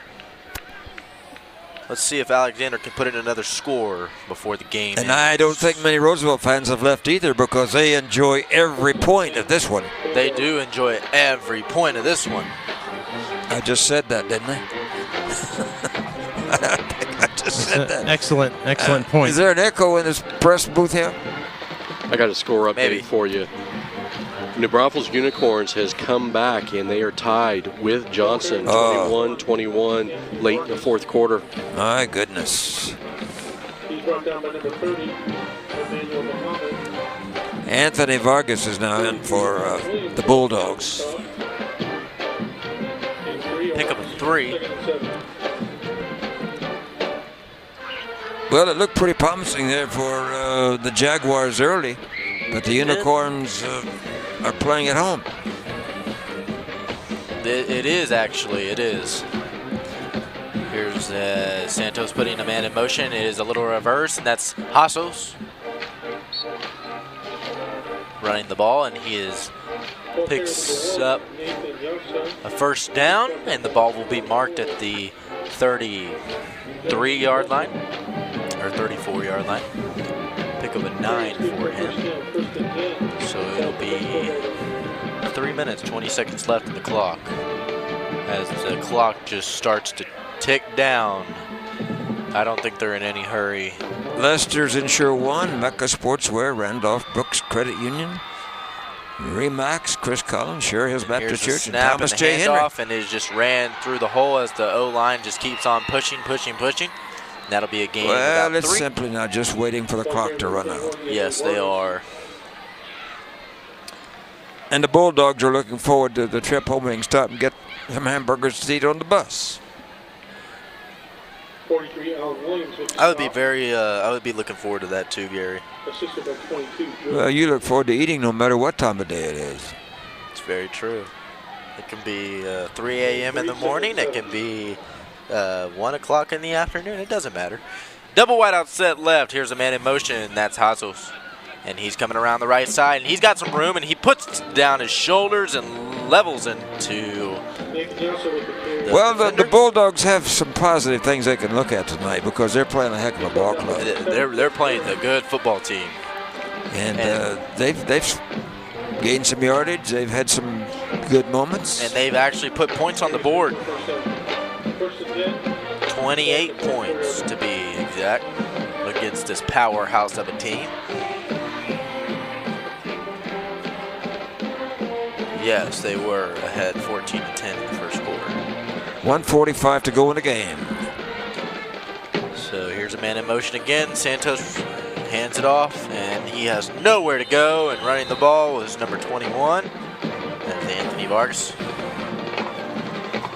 up a 3 for him. Or lost a yard. 90 seconds and ticking. Charles Vickers, I want to thank you for being on the sideline tonight. Rob Hicks here in the booth as the producer, engineer, and creator of Chaos. And Walter Stoops, Chase Hawley. And next week, Mark Witherell will be returning with a beautiful smile after his dental surgery.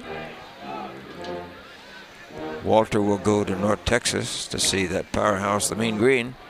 And here's the snap by Santos as he throws a ball down the field, and it's to the 20 and to the 10, and he is wrestled down at the 5-yard line. And they might put in a touchdown in 45 seconds if they call a timeout right now. That was a great pass and run, and that was to Achilles Briones. Briones had good speed. He almost outran the defender.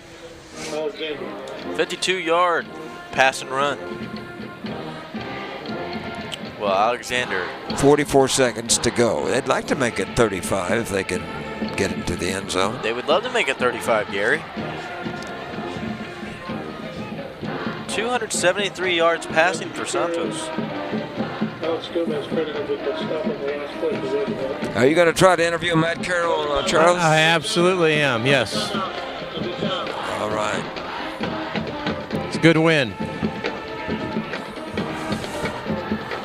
Matt Carroll has sent 2 of his players from last year to Hardin-Simmons on scholarships, and another one to McMurray on a scholarship.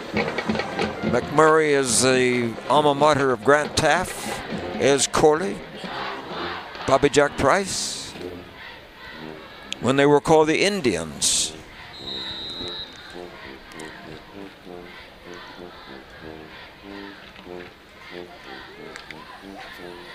Here's the snap to Santos as he bullets it in to Hernandez. He was almost caught, but it was just a little too hard for Hernandez to get in there. Well, he fired a 45, should have been a 38. Yeah, he did fire a 45. That looked like a 45. Yeah, his receiver Hernandez had it in his hands, and as he brought it back down to his hips, he just lost control of it. Tell you what, almost started to celebrate. A good arm, though, is displayed on that pass by Mr. Santos. So it'll be double wide out set both sides. Here's Ferguson in motion as he goes out to the right. And here's another bullet to Hernandez, and he's caught it. This time he said, I got it to my bosom.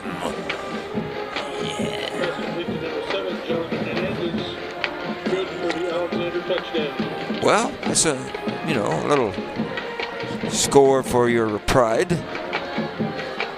Well, yeah, they put up 34 points on a powerhouse of a team, Gary. That's right, they did that.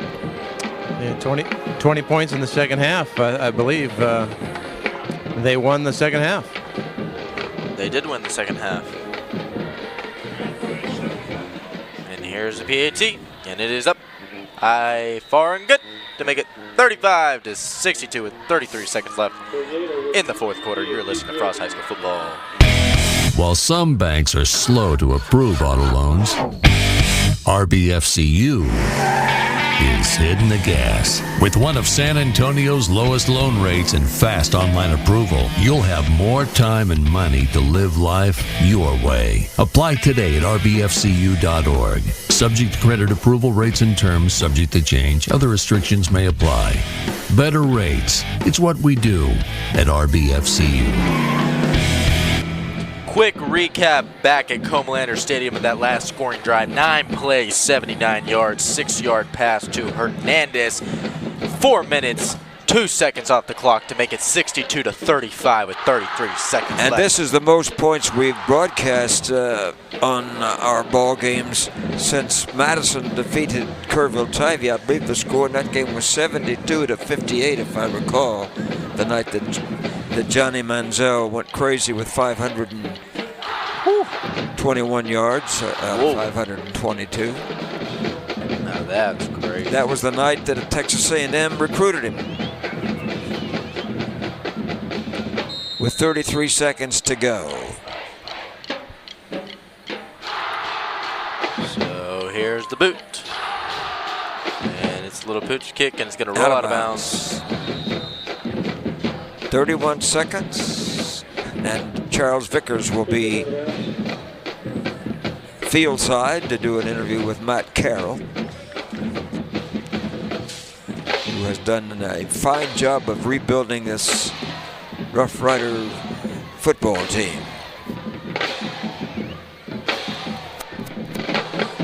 And Brian Dowson, the coach who led the team to the state championship in 1995, is now on staff with Carl Gustafson over at Texas Lutheran University. Legal procedure on the kicking team. He retired from Warren High School First down. as the head coach. All three Dowson brothers played at Texas A&M, so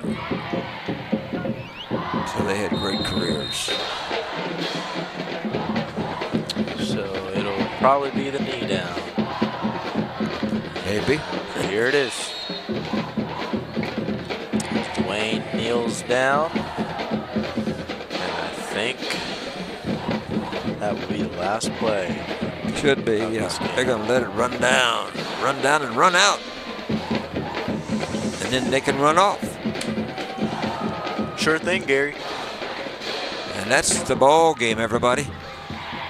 That is our ball game. 62-35.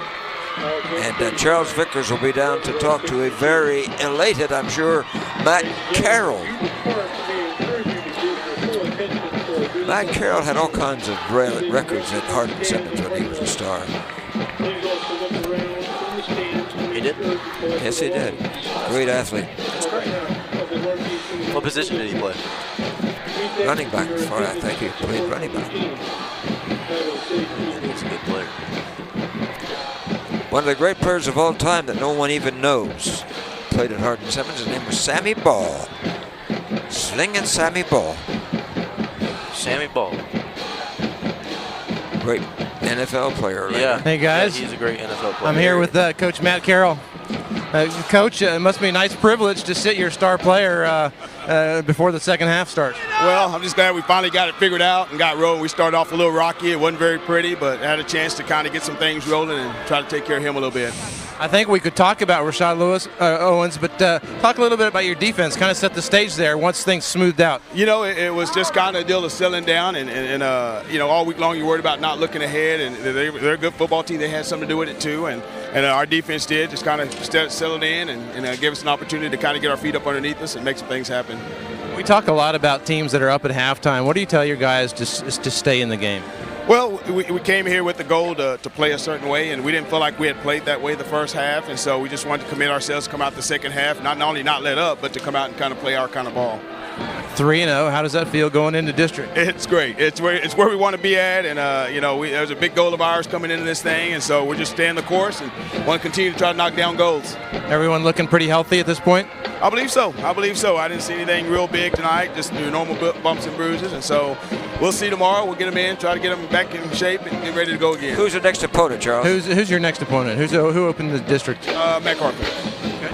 So congratulations on the big win tonight, and we look forward to seeing you some more this year. Appreciate it. Thanks a lot. Wow.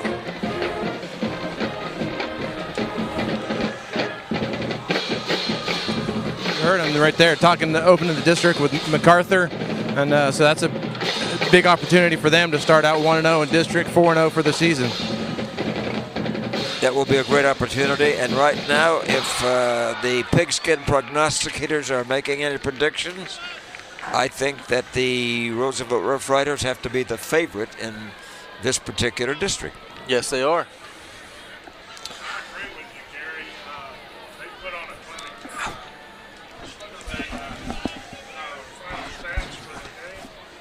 Alexander 15 first downs. Roosevelt had 19. Alexander 107 yards rushing, 273 passing for a total of 380. That's pretty impressive to get and score 35 points. But on the other side, 356 yards rushing for Roosevelt, 169 yards passing for a total of 525 yards. And Owens did not play offensive play in the second half. He still ended up with 155 yards rushing. Third downs, 3 of 10 for Alexander, 2 of 8 for Roosevelt. Fourth downs, 1 of 2 Alexander, 2 of 2 for Roosevelt. 8 penalties for Roosevelt, totaling 75 yards. 5 penalties for 50 yards for Alexander.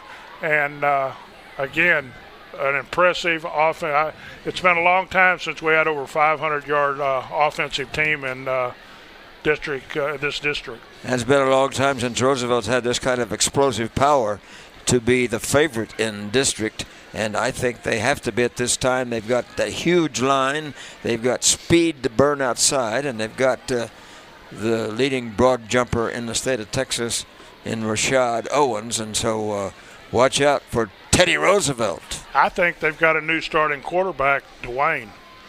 It's Coleman. Dwayne Coleman? Yeah, Dwayne Coleman. Yes. And put Smothers as a receiver. That's when this game turned around. Smothers started out 0 of 2 passing, and that's when Roosevelt took off in this game, and they were ahead. Alexander was ahead 14-10 in the first quarter, and you saw what happened. I definitely agree with that statement, Walter. I think that the Roosevelt Roughriders found their niche, and they're going to really abuse it now. The running backs, I think they went second and third deep on their running backs in the late in the game. Almost everybody and they didn't on the slow bench down. Got into the ball game. And no, they did not slow down. You're right. It was a tremendous night for the Rough Riders, and it was good to be here in Comalander Stadium, where I feel like North Pole Eskimo right now because it is cold in this booth. But we were heated up outside with the great play by the Roosevelt Rough Riders, and they'll go against the MacArthur Brahmans next week, and we'll be on hand. We are scheduled to do the Johnson Reagan game at Hero Stadium next Friday, and we invite you to join us then. And Gary, I'll just let you know that Johnson now has now trailing the New Braunfels Unicorns late in the fourth quarter, 21-28. Wow. It's not a good start for any ISD teams in 26-5A. Except for one, and we just saw them. All right. We thank you for being with us, and we thank all our sponsors. 62 points for the Roosevelt Rough Riders, 35 for the Bulldogs of Laredo Alexander. Thank you for, pardon me. Thank you for being with us tonight, and we'll join you again, hopefully, next Friday night when we do another great high school football game. Thanks, everybody, for joining the GDP Sports broadcast of tonight's contest, brought to you by our following sponsors. Frost, more than a century of serving Texans, and now in the Frost Tower. Central Builders, the Ehrlich family is dedicated to the construction industry with coast-to-coast projects. The law firm of Thomas J. Henry, open 24 hours with legal experts on call. John Lester's Insure One, providing Texans with home and auto protection.